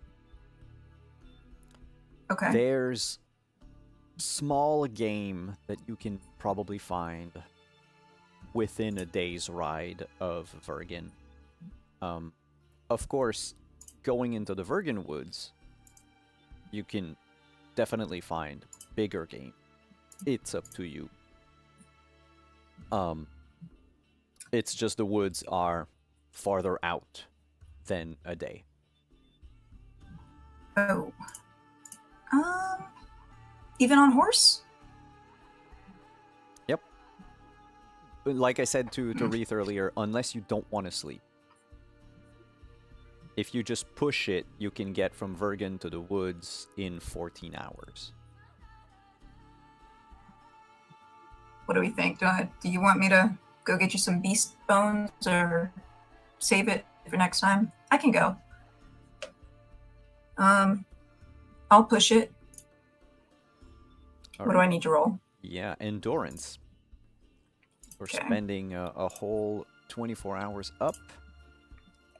You also fumble. It seems like this group needs to sleep.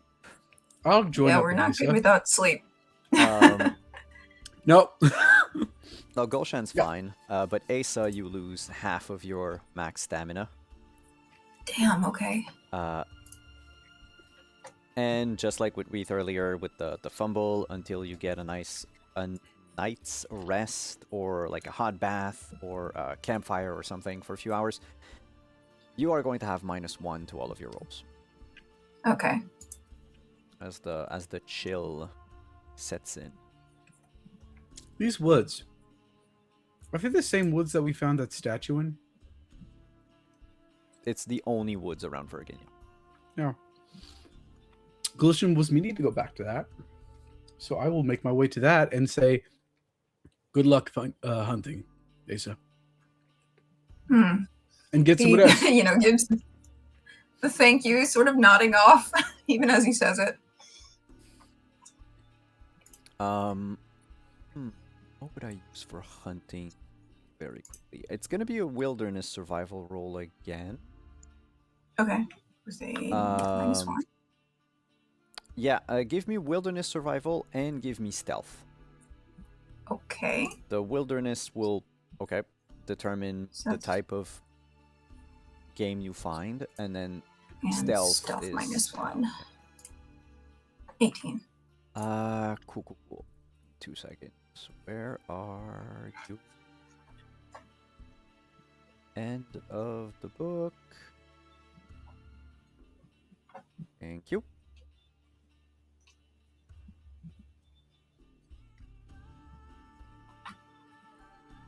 Yeah, let's go with that. Awareness +3. Wait, it's not just a flat +3, right? It's a +10. Awareness +10. Well, I failed.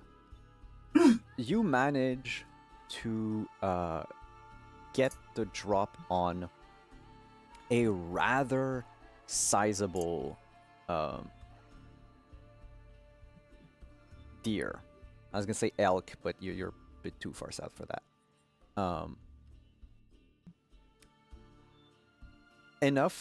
Big enough, right, that you get out of it 8 beast bones and 8 units of raw meat. Sweet.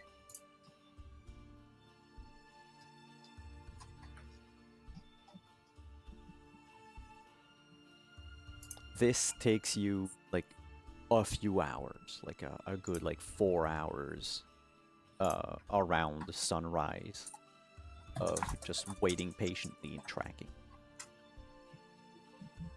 Meanwhile, Gulshan makes his way to the statue. But first, you were also reading the letters on the way there, I believe. Indeed, yeah. Okay, so that would have happened before you got to the forest, because you would have had like an entire day. Mm-hmm.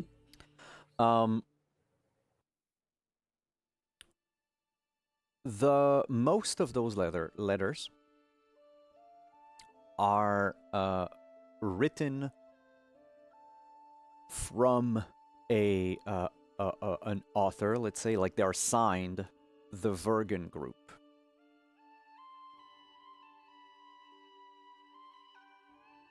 The Vergen Group. Yeah, just Vergen Group. There's no the before, but it's the Vergen Group. 1, 2. Let me just check. 1, 2. Oh, it's actually just 2 of them are from the Vergen Group. 1, is addressed to the Vergen Group because it starts with Vergen. The others are not. The other 2 have nothing that can identify if they were like from the group or to the group. Those are some of the letters that were the most like burnt, torn to pieces. So it's missing parts. I will start with the ones that are burnt, just because they're at the top of my list. But they are not in chronological order. There is no way to, at first glance anyway, to ascertain which letter was sent before the other. Okay? The first one, to paraphrase what you can make out of the tiny bits that are left, are orders to infiltrate Vergen, since the Ashberg plan was a success. Vergen should be easier.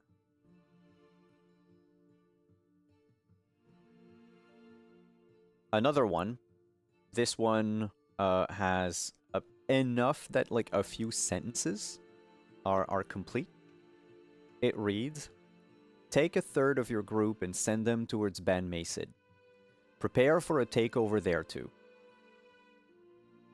The goal is to have people all throughout northern Edirn. Actually, they don't use people, they use agents. The goal is to have agents throughout Northern Adair. Then the two that are definitely from the Vergen group. The first one states, "We saw the blind hermit coming down the mountains. We did not intervene, he gave us the willies. Some of the greener members started crying uncontrollably, raved for nights about the moon bleeding. I took this as a sign we are on the right track." The other one, still from the Vergen group.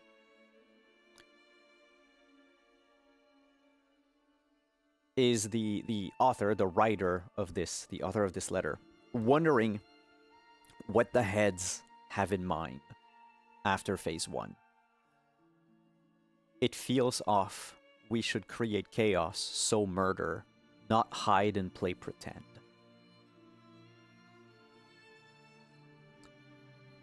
And the very last one, unburnt, but no indication. Has an indication that it was sent to the Vergen group. It states, "Do not worry about the Hag group." Hag, Hagge. They have their orders. You are not in a position to question the heads. If they were told to enter Old Temeria, then west they go. Quit your complaints or I'll feed you to her, capital H, on her, capital H, altar.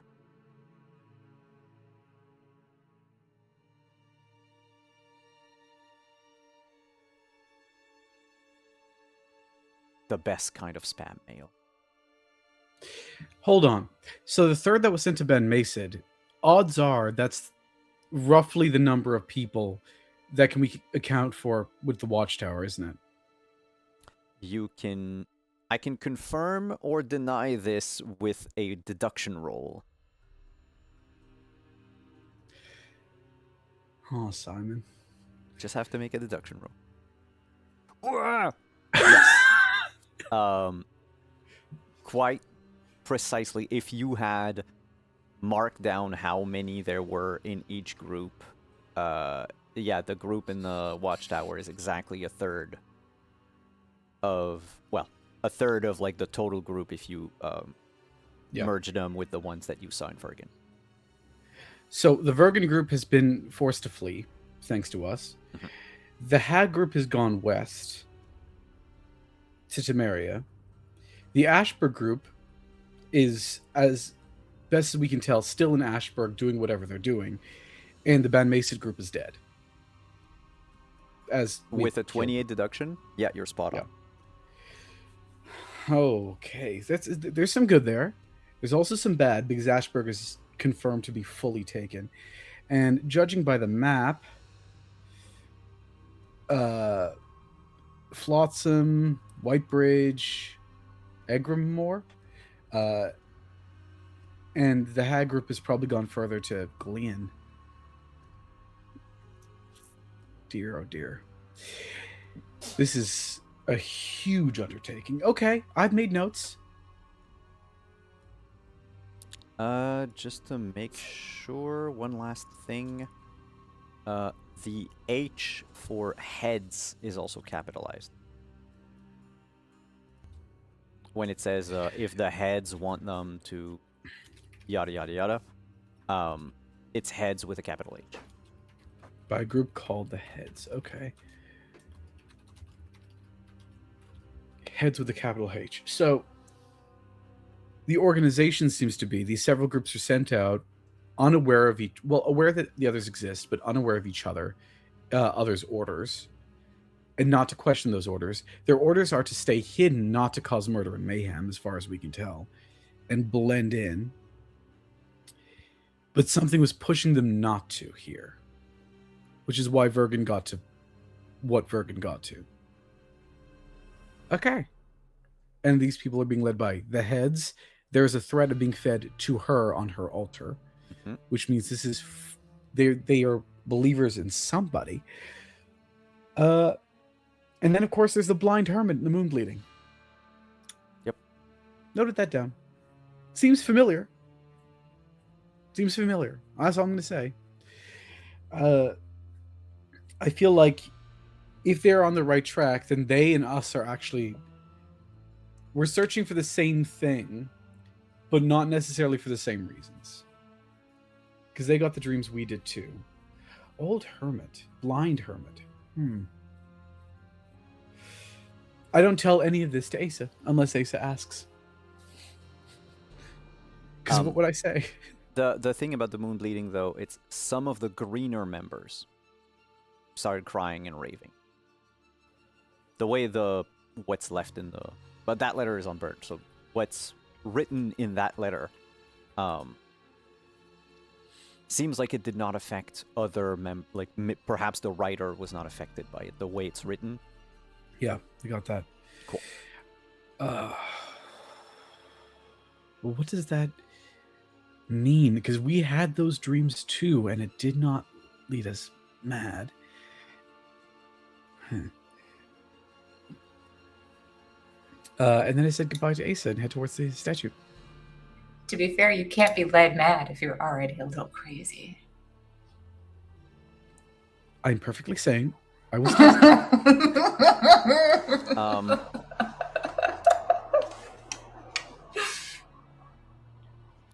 Yes. Time-wise, Gulshan and Asa get to the Vergen Woods a few hours after your meditation. So I would like to know, the last we left you, you asked the wind to give you an answer before approaching your horse. You did not receive an answer. Right. So what's your next step? We see Wreath get on the horse.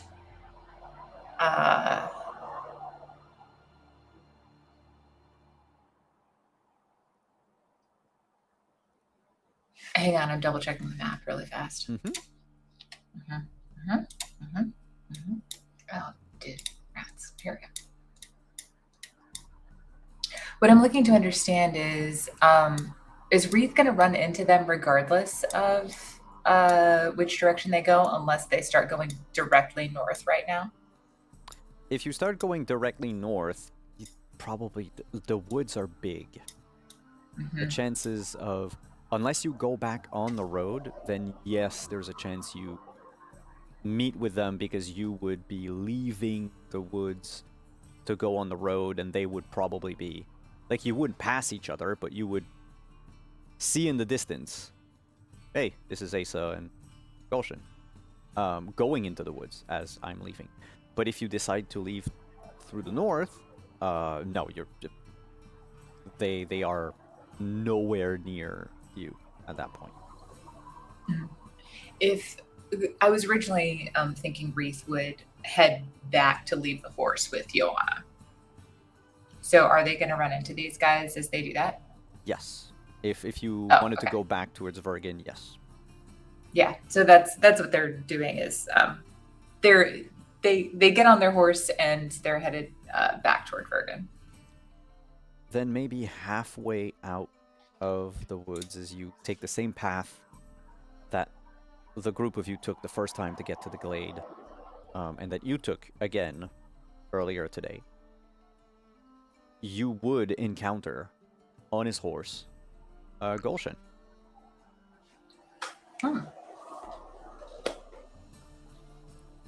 What brings What are you to you the doing wood? out here? I asked first. I think we asked at the same time.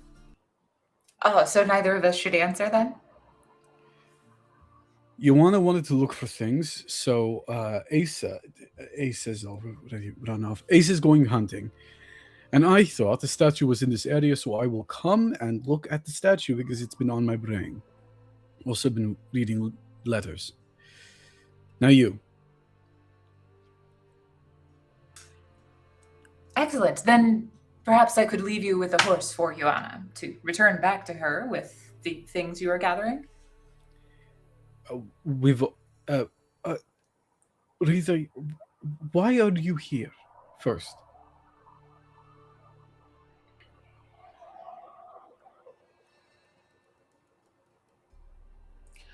I too was curious to see if the statue held answers. Excellent. What did you find out? That I should head north. I thought the same.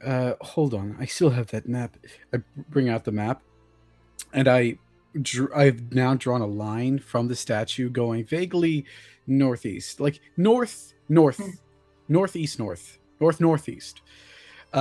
The line on the map in the Roll20 is what I'm talking It's about. northwest. Yeah, yes, northwest.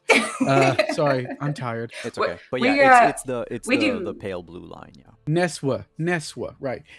So it's basically going through the bulk of the woods just next door to Glean and like going straight up towards the Kestrel Mountains. Just a tish. Is that the same direction the rose blew in, Simon, or was it true north? Guess what? It's the same direction. Oh no. Okay. When the statue was whole, it was sort of pointing in this direction as far as I can tell. Yes, and as it happens, that's the direction I'm headed. Excellent. We can go together. No, well, and then you will take the horse back to Joanna? Why would I take She the should horse have a back to- horse. Yes, Joanna has access. Joanna's happy. Joanna has set up a smithy Oh, and is excellent. making nails. It sounds as though she has found her element. Did she find the cart? I left it outside the inn. Yes, but please next time be careful with Demeritium because Joanna is excessively reactive to it.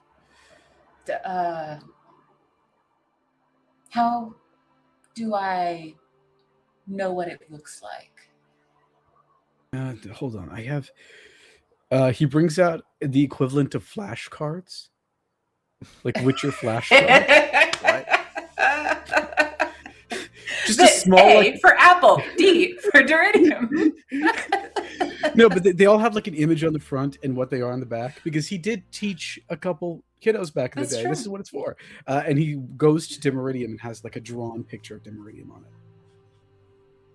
Huh. It's blue black iron. Apologies. Will you extend my apologies to her when you see her next? Well, I'm going in the direction of the statue like you are, so when we're making our way back, we can both see Joanna and you can extend your apologies in person. I intend to carry forward north. And Reith points to where the line is. I will join you, is what I'm saying. Wait, you wouldn't be suggesting to leave us for good, would you? I have never left for good. I have simply gone and come back again. Yes, but considering the circumstances, the visions we've been having, I assumed that we would be on the same path for a while at least. It is imperative that I understand why, under a full moon, these ghosts who have chased me for centuries became physical enough to cause harm to the point that I passed out Gulshan. Should that happen around my enemies, they would not hesitate to kill me. I cannot have that happen again. I must get to the bottom of this answer. Reith, you have enemies in many places. You have precious few friends. I would suggest, if you are to collapse, best be amongst the people who can keep an eye out for you. Ah, says the man who held a knife to my throat not yet 48 hours ago. To demonstrate a point, you've been in and out ever since I've seen you for the past few nights. You're there one minute, you're gone the next. And I do not mean physically, I mean in here. It's like you're somewhere else. I should never be able to sneak up on you, Reith. That is usually not possible, but it was. That is a strange thing for me. Your argument then is that because you were able to hold a knife to my throat, I should then stay with you longer? Yes, because if I can sneak up on you, other people can too, and unlike them, I have no intention of actually using a knife against you.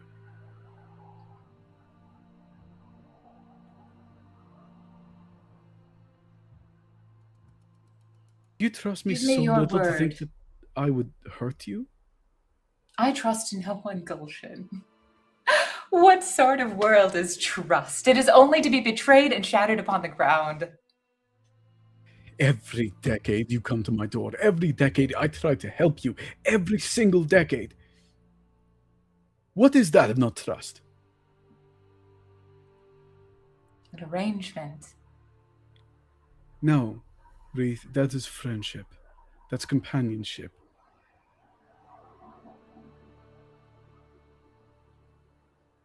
It doesn't matter whether you're someone like you, or someone like me who lives alone in the hut, or someone like Bo, who is off in the woods hunting every once in a while. At some point, we all desire companionship.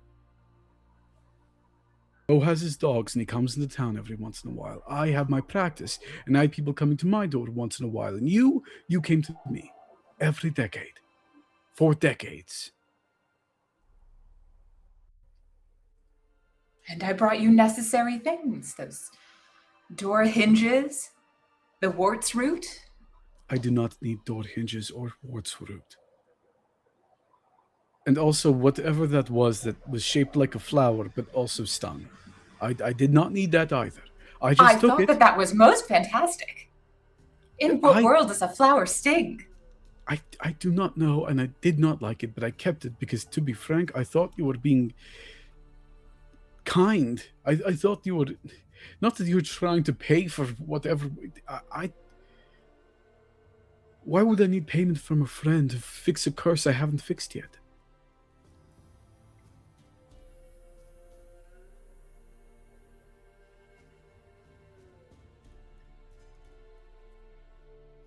Hold a knife to my throat again, Gulshan, and I will not hesitate to cut yours.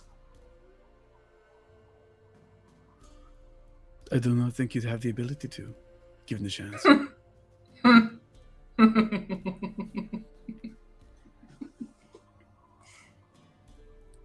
You are older than me, Wreath, but I'm wiser.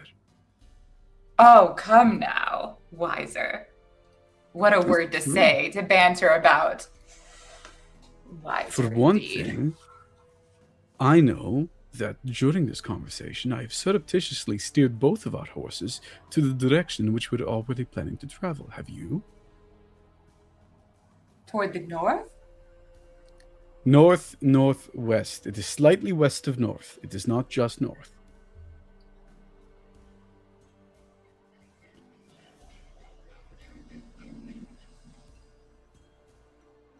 Carry on.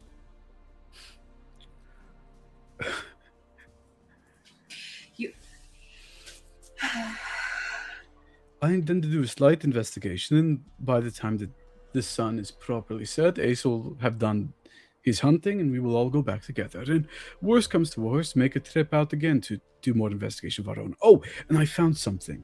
It seems that those ruffians we've fought in Vergen, some of them were affected by similar dreams to the ones we had. Only it drove them mad. Mad? Mad.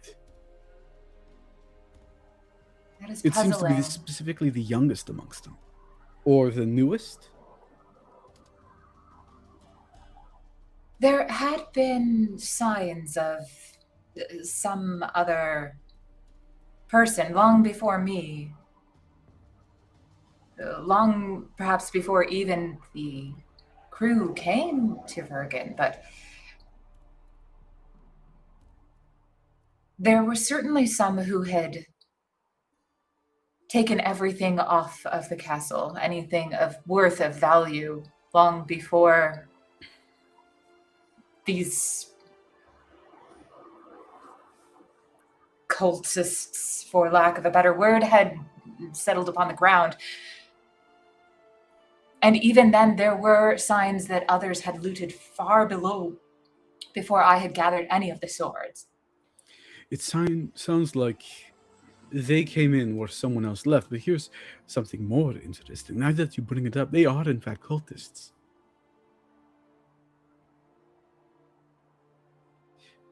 when gives one of you them this? asks too many questions, this figure on this letter, he pulls out a letter, responds that he will, who knows, they will feed them to the lady if they ask too many questions on her altar. The lady? Feed them to her. No, just her. I inserted the lady. Feed them to her on her altar. So they're cultists of something. Was that in the letters that I left in the cart? Yes, it was. There was another, and Wreath will pull out the burned one. Nothing on it, but they did attempt to set fire to this one. I wonder if Ace is done hunting at this point. I open up the last letter and I give it a good read. Oh no, it's just a sheet of paper. There's nothing on it. There's something on it. This is a blank sheet of paper, Wreath. Aye, but they attempted to burn it. Can you Why both burn give a me blank? awareness? Absolutely. Sure. I've heard of invisible ink before. Me I'm too. so I don't know invested. if Wreath has, but I have. I think I'm so sleeping invested. made you worse. No, I'm just invested into the idea that this might have a secret message on it. That's all I care What is- about. What Who's does the listening? 29 get us? It gives you two things. You manage to see a little bit of what's no, in fact, with the 29, it's written in invisible ink. Excellent. You would have needed like citrus, lemon juice, Like a or lemon something or like that. something? Yeah, to see. But then again, you just hold it up at the exact right angle, to read. It's, of course, it's part of it is burnt out. So this is the end of a sentence. Okay. It says, viciously eliminate those who stand in your way. And then, in all caps, do it for her.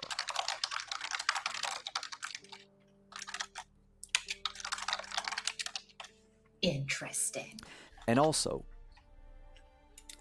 you hear the faintest sounds of someone breathing. Wreath does? Yep. Like very controlled breathing, very low, very slow. I mean, had you not rolled a 29, a 10, you would have probably not hear it. But it's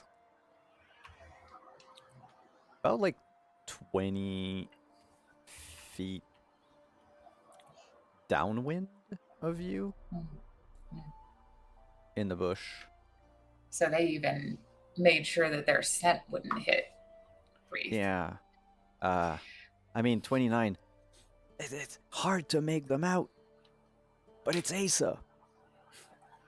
Oh, And it nice. Seems like they've been there for a while, but you don't know. But they're crouched and just waiting. What? Then Wreath, I think, will, after they holds it up and they read it and then they catch the scent and then they turn and look, they're gonna hand the letter back to Gulshan and go, Asa, it's probably easier to hear if you come out and speak to us. I didn't hear anything. I was hunting. I found something. Yeah, I heard a lot, actually. Well, Good, because I was going to call you a liar to your face. Were you? Yes, I was. Yes, I was. Well, I would have asked Asa to roll deceive just in case. I mean, I doubt Asa would have rolled above a 15. He's not good at lying. He's learning. You would oh, need poor little to, guy. you need to roll a 10. I need to roll. Do you want me to roll No, deception? because you came clean, so you came clean by Oh. yourself. I There's don't no know. point. Okay. You're just gonna have It's to just trust me. chances Yeah. are, even if you had tried to lie your way out of it. Wouldn't have really worked. Yeah. Yeah, no, it's I mean, he looks like he's been hunting, so he's got the deer carcass there with him, and he picks it up and puts it on his shoulder. There's just like blood down his cloak, and he's got the bandage and everything. He didn't even bother to put the hood up, so he looks a mess. But now that you see him, it's weird that you didn't see him before. But Yes, Your face. yes, Ace's face. What happened to your face? a vampire. And no A problem. It's fine. vampire? Yeah, no Yes. problem. Also, now that you're looking on it, Gulshan has bandages running up the entire length of his left leg. Shouldn't the both of you be resting? I'm recovered. We got some rest.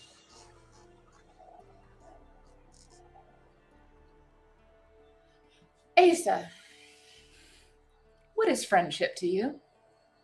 Oh no, here we go. Would you rather answer the question, Gulshan? I would be happy to find out your definition. I'm not getting Though I involved in believe this. you have shared part of it. I am curious to know simply what definition would you assign to friendship? Friendship is a weakness that can't be risked most of the time. Are you joking?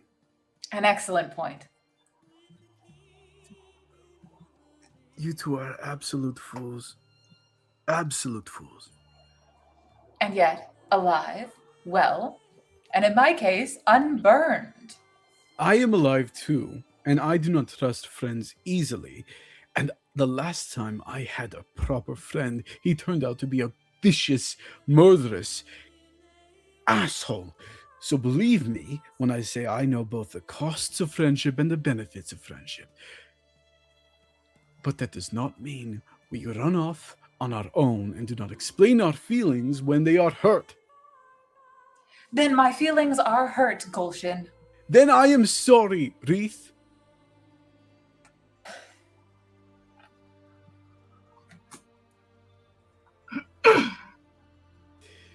Thank you. Yes, no problem. Her. Who is her? Is a question we should be asking, right? Ace, I'm Indeed, assuming that you heard letter everything that we simply- said. Yeah. Yeah. That letter says that they are to viciously eliminate anyone who stands in their way, and to do it for her yet again. There we go. They've taken over Ashburg. There is a group in Hag that has gone to the west, so towards Flotsam, maybe? Or Whitebridge? And These there is are something to the Nilfgaardians? north. Sorry?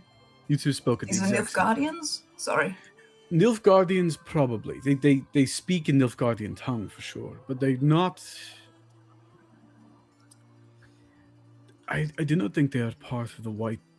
You know that the Nilfgaardians, but they have their own belief system, right? Yeah. Yeah, I do not think they're a part of that.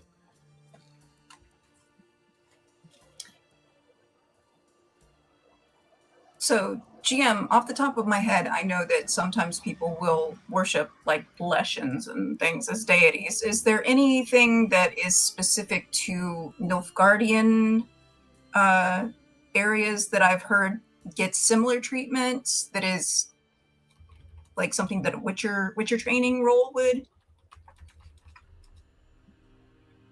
I'm just watching rolls happen in chat off to the side and just being like, oh no! And then the Oh, music God. changed too. Don't forget that. Oh yeah, Oh, so it handy. changed by itself. I really did not do anything for that. Mm-hmm. Can you? It's an odd one. I'll go with use Witcher training. Okay.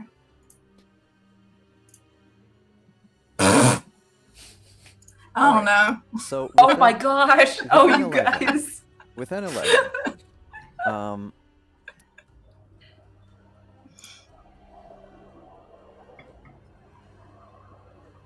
there are countless sort of local customs, sects, practices throughout both the North and Nilfgaard. The thing that you know though is that Nilfgaard tends to be a lot more draconian when it comes to other religions and worshipping the emperor. Mhm. And a cult that does not worship the emperor would probably, like in the case of these people, get the fuck out of Nilfgaard. Oh my god. Okay. Oh, Calm my God, down. that's so It's cute. okay. What's wrong?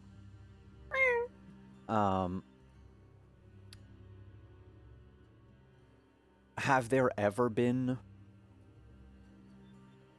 Leshen or fiend or demon worshipping cults that ascribed a like female gender to those monsters?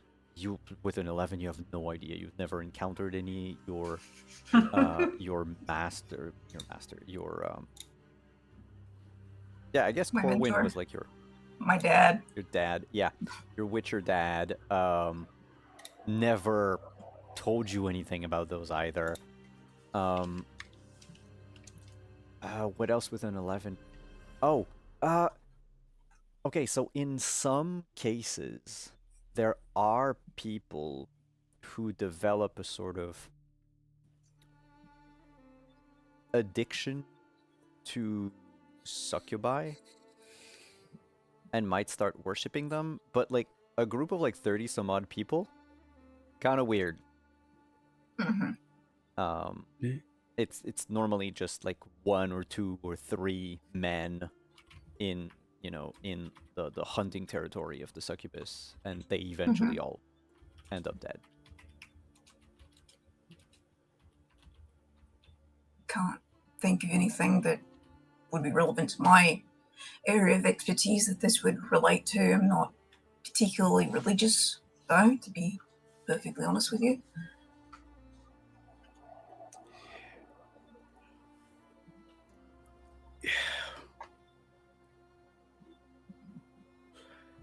Honestly, I Centered cannot. around the moon.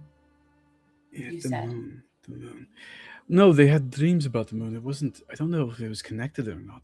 Can I roll an education to see if I can like alter her, be violent, but also sneaky? Moon blood. Yes. 16. Ooh. Scratch your head. There are and there have been numerous cults in the north in the last, century, however long you've been alive for.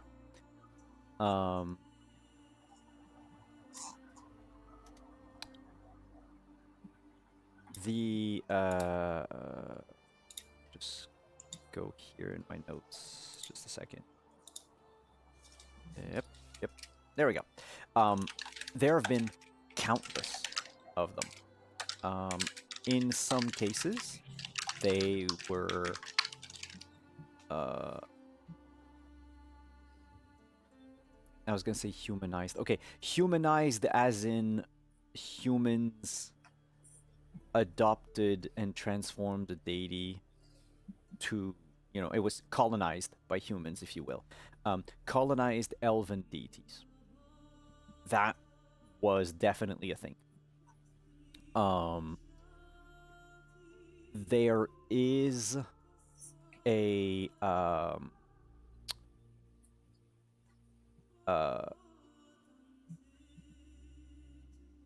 one in particular that's not elven, but that's one of those colonized deities, known as the lion-headed spider.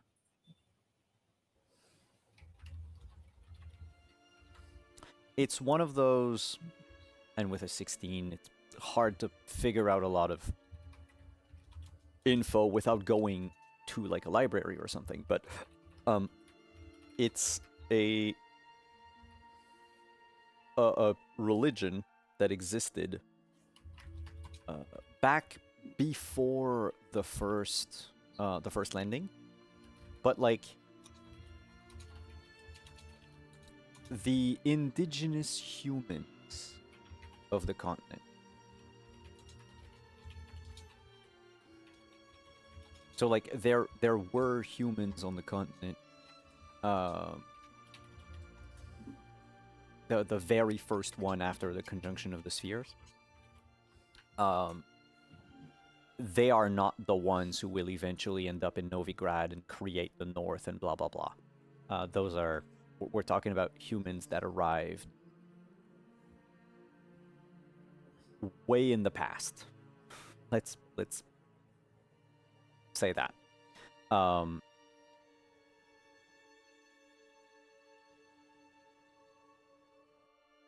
Yeah, they had a religion. You don't know where it came from. Called the Cult of the Lion-Headed Spider. And whatever the original religion was, what came out of it was a religion centered around violence and death. And in fact, to a little extent, necromancy. Oh no. But No, I'm no, saying no. a little extent. You remember, like, you know, from your mage training, of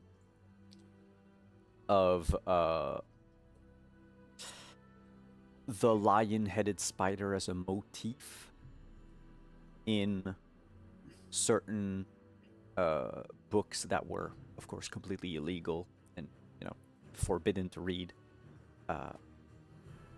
But that the motif of a lion-headed spider sort of came up in there. But was it, like, is that deity a sponsor of necromancy, like a patron of necromancy, or is it just because the early, like, let's say the second gen of humans from the first landing, which I checked and it's 500 years later.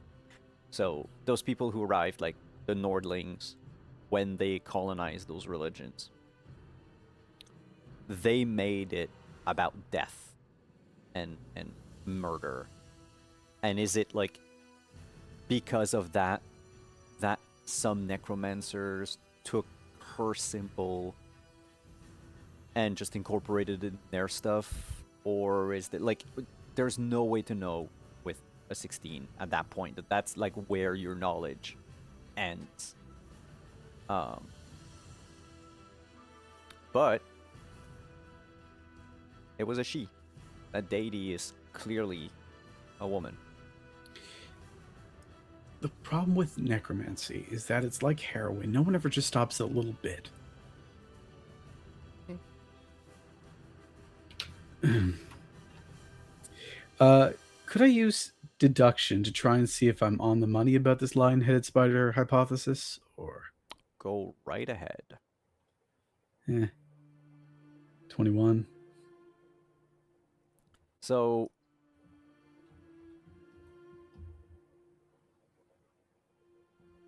what is on the money for you? What does that mean? That within a reasonable percentage of doubt that I am, you know, there's a strong likelihood, a very strong likelihood, or I'm not just misreading things and coming up with the most. I made a mistake, quick mistake, but your deduction roll will fix it. Cora Magterra is not a she, is a he. Okay, that changes. Everything else fits, but it was always worshipped as a male deity.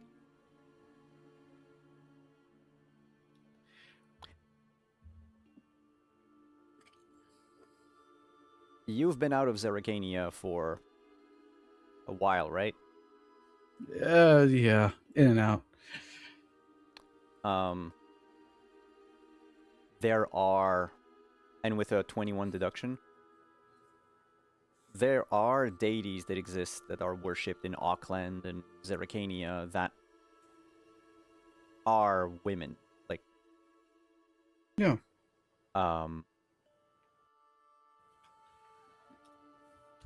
That could be a mishmash of a bunch of them, like put together. Like get some info from one place, some info from another. Maybe this Nilfgaardian cult took like some of Cora Magterra, mixed it with something else from elsewhere, and ended up going like, that is what we want. There are none that have, well, it's not true. You do not recall any deities that have both something to do with the moon and like death and destruction. There is one that has something to do with the sun and death and destruction.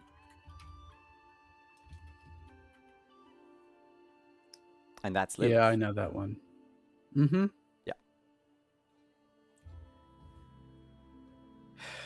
But it's unclear, right? Is she a personification of the Black Sun or what have you? But would Nilfgaardians worship Lilith? They're a little far for that. But they could just it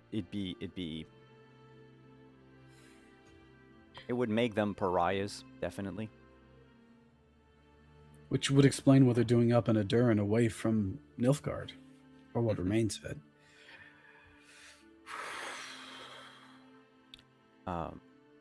But like with your education and your deduction roll, you can narrow it down to something like Cora Magterra or Lilith. One of the established deities, not something local or regional. I do not think that this is some kind of strange, super local goddess. I think it's instead a misinterpretation of a different deity.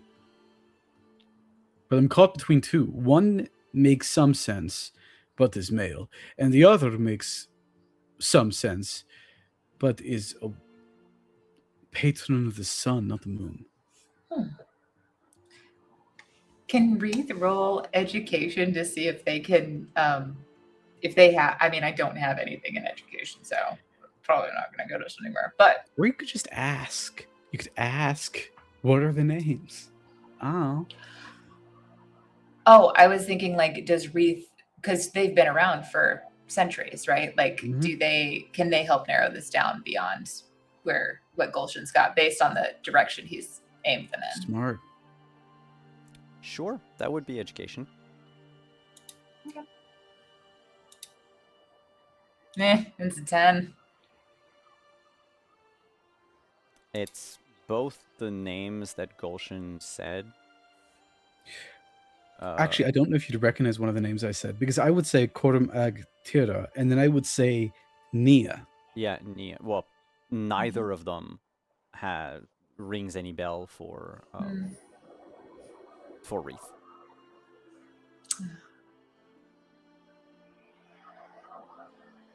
I have nothing of use on this, unfortunately.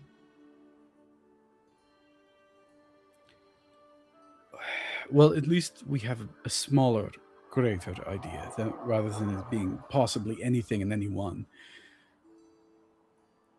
Unless I'm entirely wrong. I could be entirely wrong. That is a possibility. Considering all that we know thus far, it seems as good a direction as any. Asa, have you ever fought against a cultist before? Cultists? Sure. Anything that seems familiar? Does any of this seem familiar with cults that I've encountered before?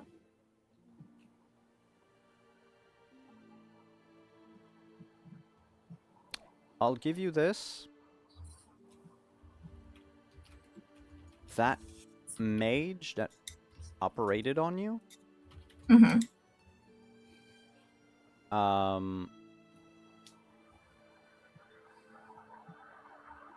had a book written by another mage about the Black Sun. Okay. This is definitely something that is known in certain circles. I don't know if Asa would have ever peeked at the book surreptitiously. Do you want me to do an education roll? Sure. Okay. My education is not very good. 17. Yeah, okay. Let's assume that Asa, curious at some point, peeked at the wizard, the mage's library. The book was written by Eltebald, who claims himself to be the prophet, like Lilith's prophet. Mm-hmm. And you have heard, Asa, the thing about the people born during the Black Sun. Mm-hmm. And how, women born during the Black Sun are going to bring about the end of the world.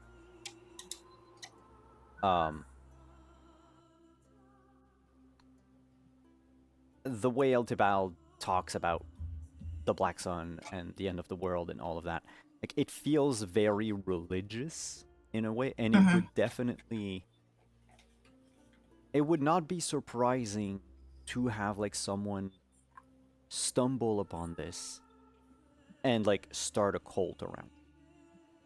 Sure. It's some doomsday shit.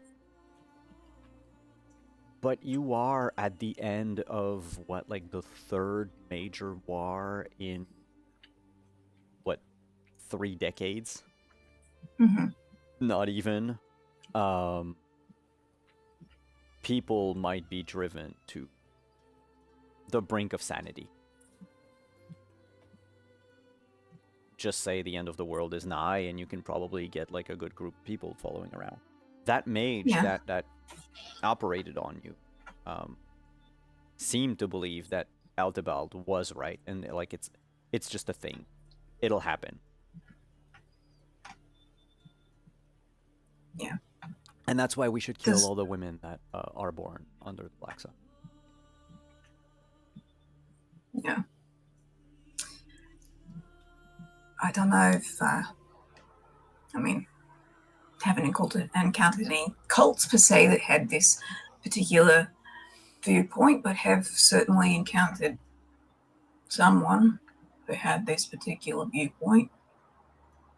And I will explain about the Curse of the Black Sun. We already talked about this. I do not. That is nonsense. That whole Strikeboard is an absolute fool. Do not get me started on that man. It's true. Once he starts, it is incredibly difficult to shut him up about this. I'm just saying. Not the only one who believed in that, though. Well, of course he wasn't, because he spread its foolish ideas everywhere. When you demonize people, of course they turn into demons. That's how it works. You demon. Perhaps, Gulshan, we should instead either we can return. The sun is setting. We can see if perhaps you may see anything else around the statue, although I can assure you it is mostly unchanged, but still there is something there, something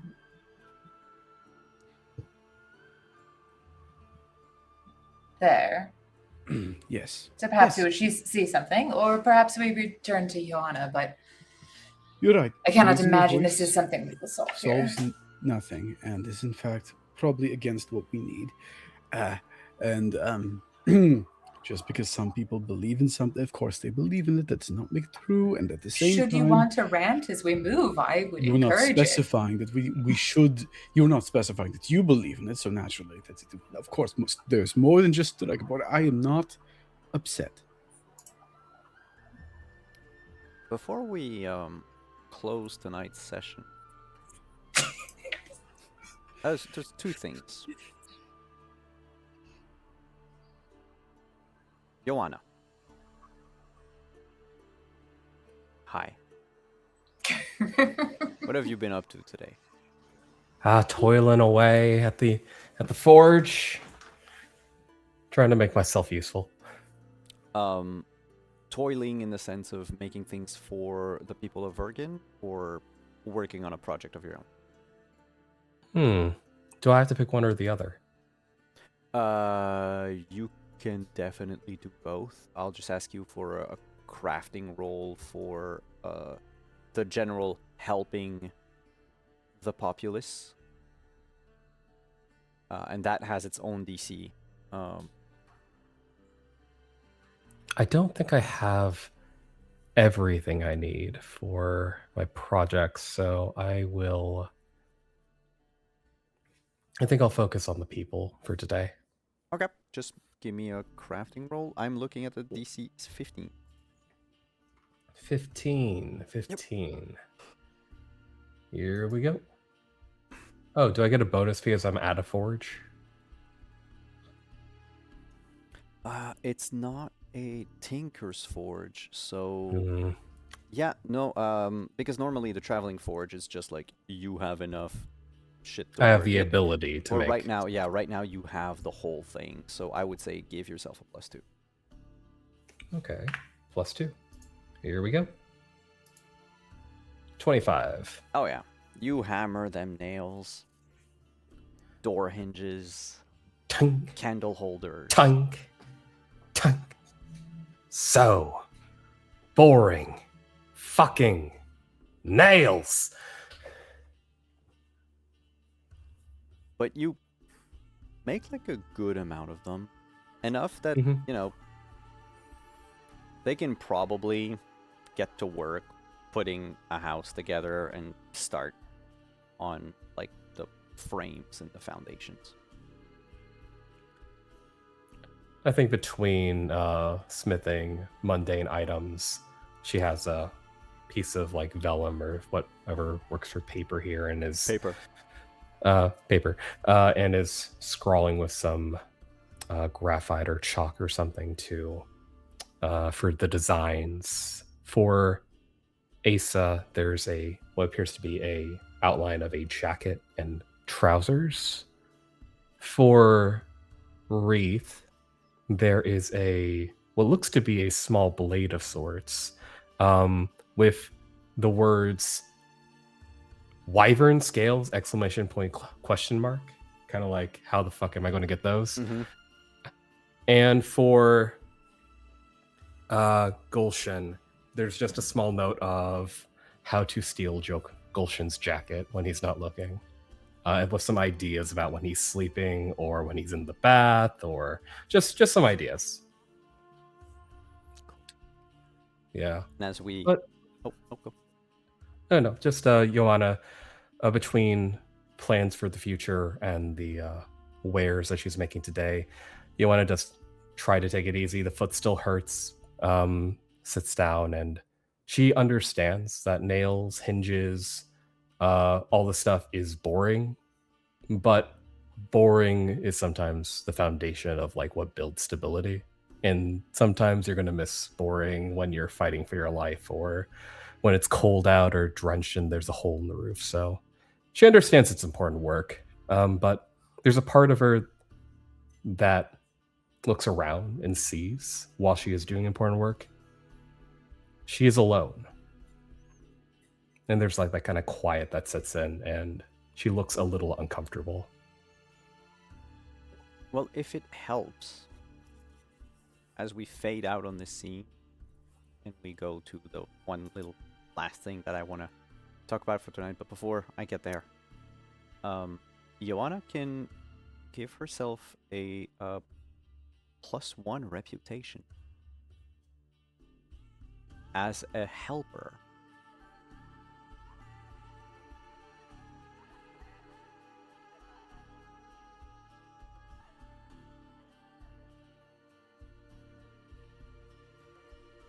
So basically just note down that the 1 comes from being a helper, because if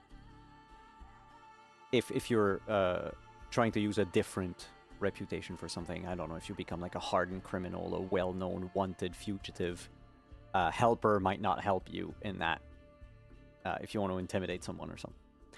That said, as this fades out, we fade back in the glade with the 3 companions leaving on their horses. And the camera pulls back, and we see that their entire conversation was eavesdropped on by none other than Bo the Hunter, Bo! who just waits for them to leave. There's a shade of regret that just washes across his face. And then he gets up from his crouched position, his knees crack, and he heads back deeper into the woods. That's where we're gonna end tonight. Oh, buddy. There's so many eavesdroppers here. Why is there regret?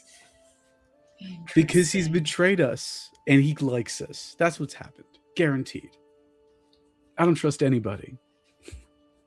What a fun See? group You of get it? paranoids.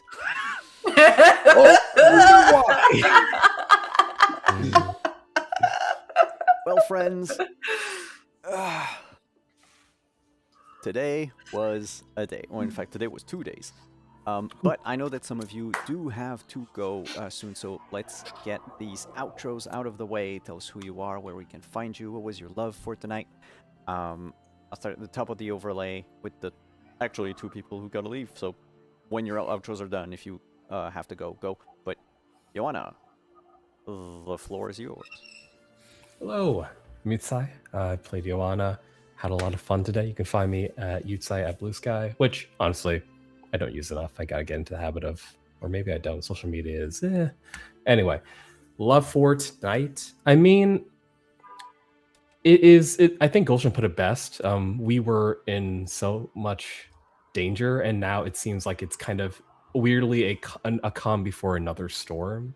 But in that, we can kind of see like how everyone acts when we're not like actively in danger, whether it's scouting, meeting up, you guys helping me run errands. So I like these quiet moments, and I love the conversations between the 3 of y'all and myself as well, of course. But just kind of seeing the quiet touch bases, like when Gulshan advised Joanna to reach out to Asa, because I think he senses some weirdness there. Wreath just dropping off a shit ton of stuff for us to deal with, but also meeting up with the others later. I'm of course excited for more nonsense to happen, dangerous, loud, painful nonsense. But today was fun, and kind of like, yeah, sometimes just like making nails. If there's no active combat, still a good time. Well, thanks for coming, and thanks for sending everyone on errands. Speaking of someone who was gone on an errand of their own, Wraith. Hello, I'm Ari. I'm not really so much online these days. I guess technically I'm on Blue Sky, but not regularly.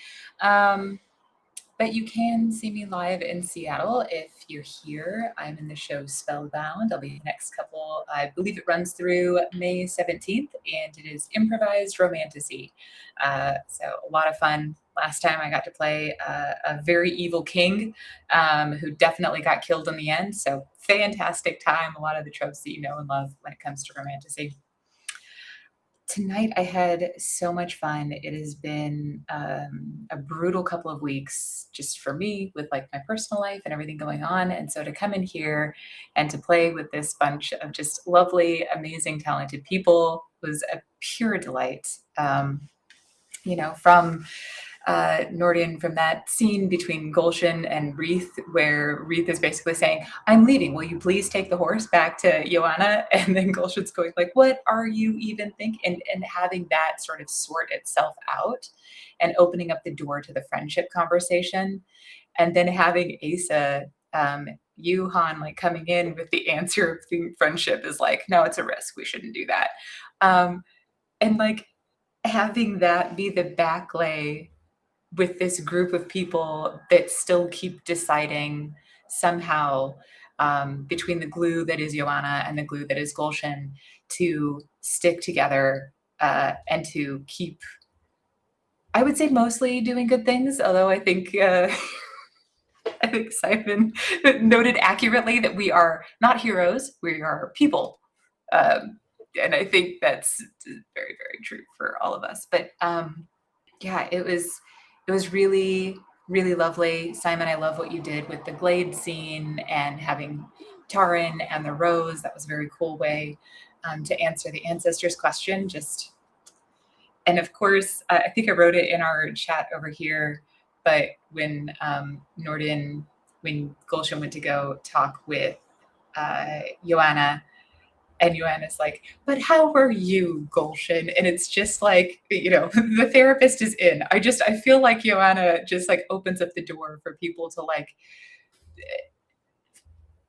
muddle through some of the things that maybe they might try and stuff into little boxes or hide into corners on their own. And I think that is just, it's very lovely. So thank you to every single one of you for just a fantastic night.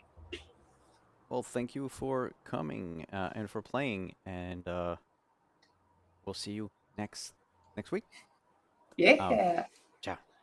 I forgot to say bye to Yutsai. Right? Well, that leaves only 2 more players, and the next one, Asa. And then there were 2. I'm Asa. I'm Hannah. You can find me on Blue Sky Animation and Instagram Animation Studios.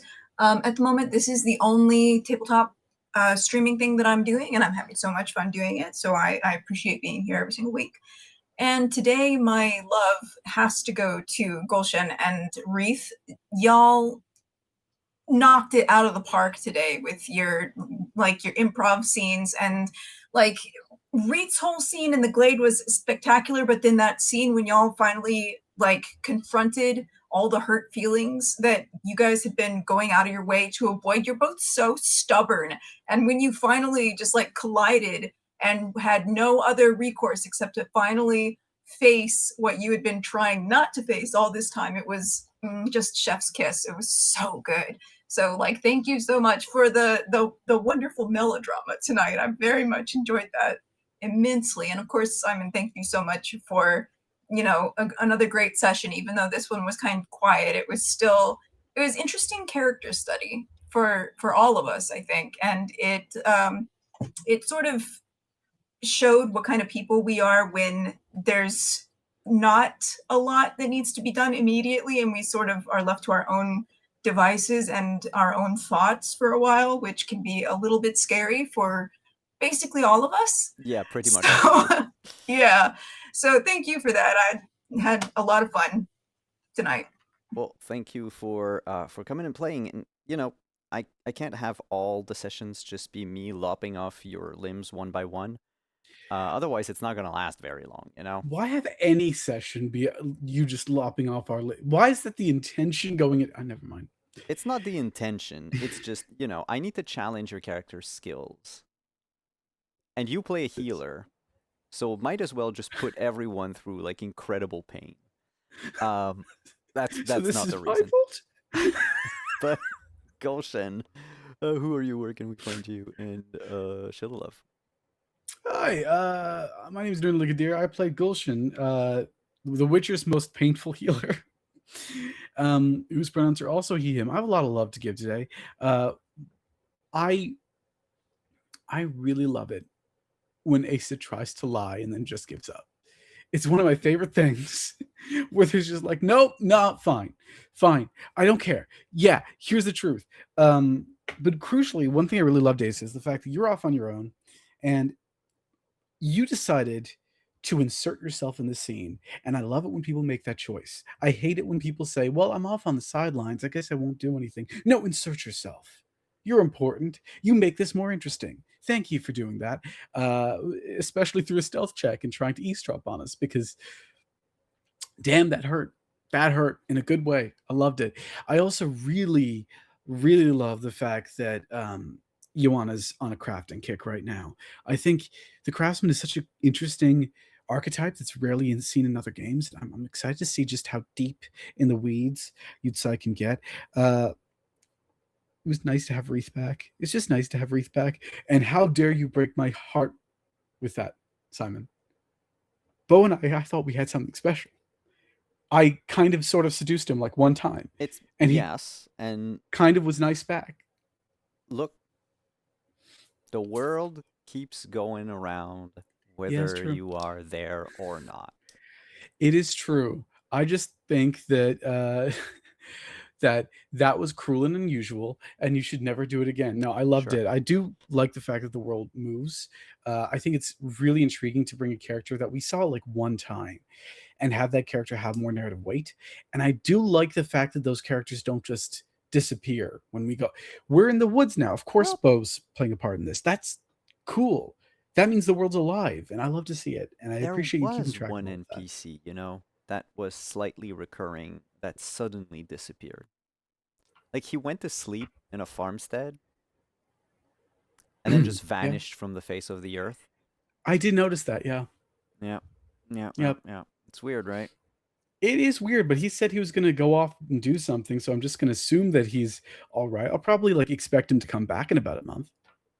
Yeah, yeah, yeah. Because you check in with your healer after that many injuries. That Yeah, you seems like have it like makes sense. at worst it's your like annual appointment. Exactly. Yeah, Exactly. your I will follow-up. expect to see him back at some point. And Yep. it's going to be weird if he doesn't, but of course he will, because that's all I know, because that's all these two will tell me. Anyway, I am only in one other RPG stream going on right now. So if you want to see this guy, head over to Praxagora Thesmophoria's channel to get just all the character you'd ever want, and perhaps more than you would ever need. Other than that, there's some stuff coming up in June. I'm not going to talk about it just yet, though. We're saving that for announcement time. Awesome. That's it for me. Well, thank you so much for coming. Thank you, chat, for being here. Thank you for hanging out with us. Thank you, players, for taking time off of your busy schedules to come play Witcher with me and just go through drama and torture. I'm Simon at Wondering DM. I'll be here next week for some more Witcher. I have nothing else to announce at the moment because I will have stuff to announce soon. I can't even say what, but I won't shut up about it when it happens. That said, I will shout out a little thing that I found last night at like 2 a.m. There exists a Heroes of Might and Magic TTRPG, and it's got some of the coolest. It's made by Modiphius, and it's got some of the coolest mass battle rules that I've ever seen in a game. And y'all should check it out. The quick start is free, and they opened their late pledges for their Kickstarter like last night, something like that. Anyway, has nothing to do with Witcher, but if you're a fan of Heroes of Might and Magic, is there, and it's fun. And that's it for me. Thanks for coming around, and we'll see you next week. Bye bye.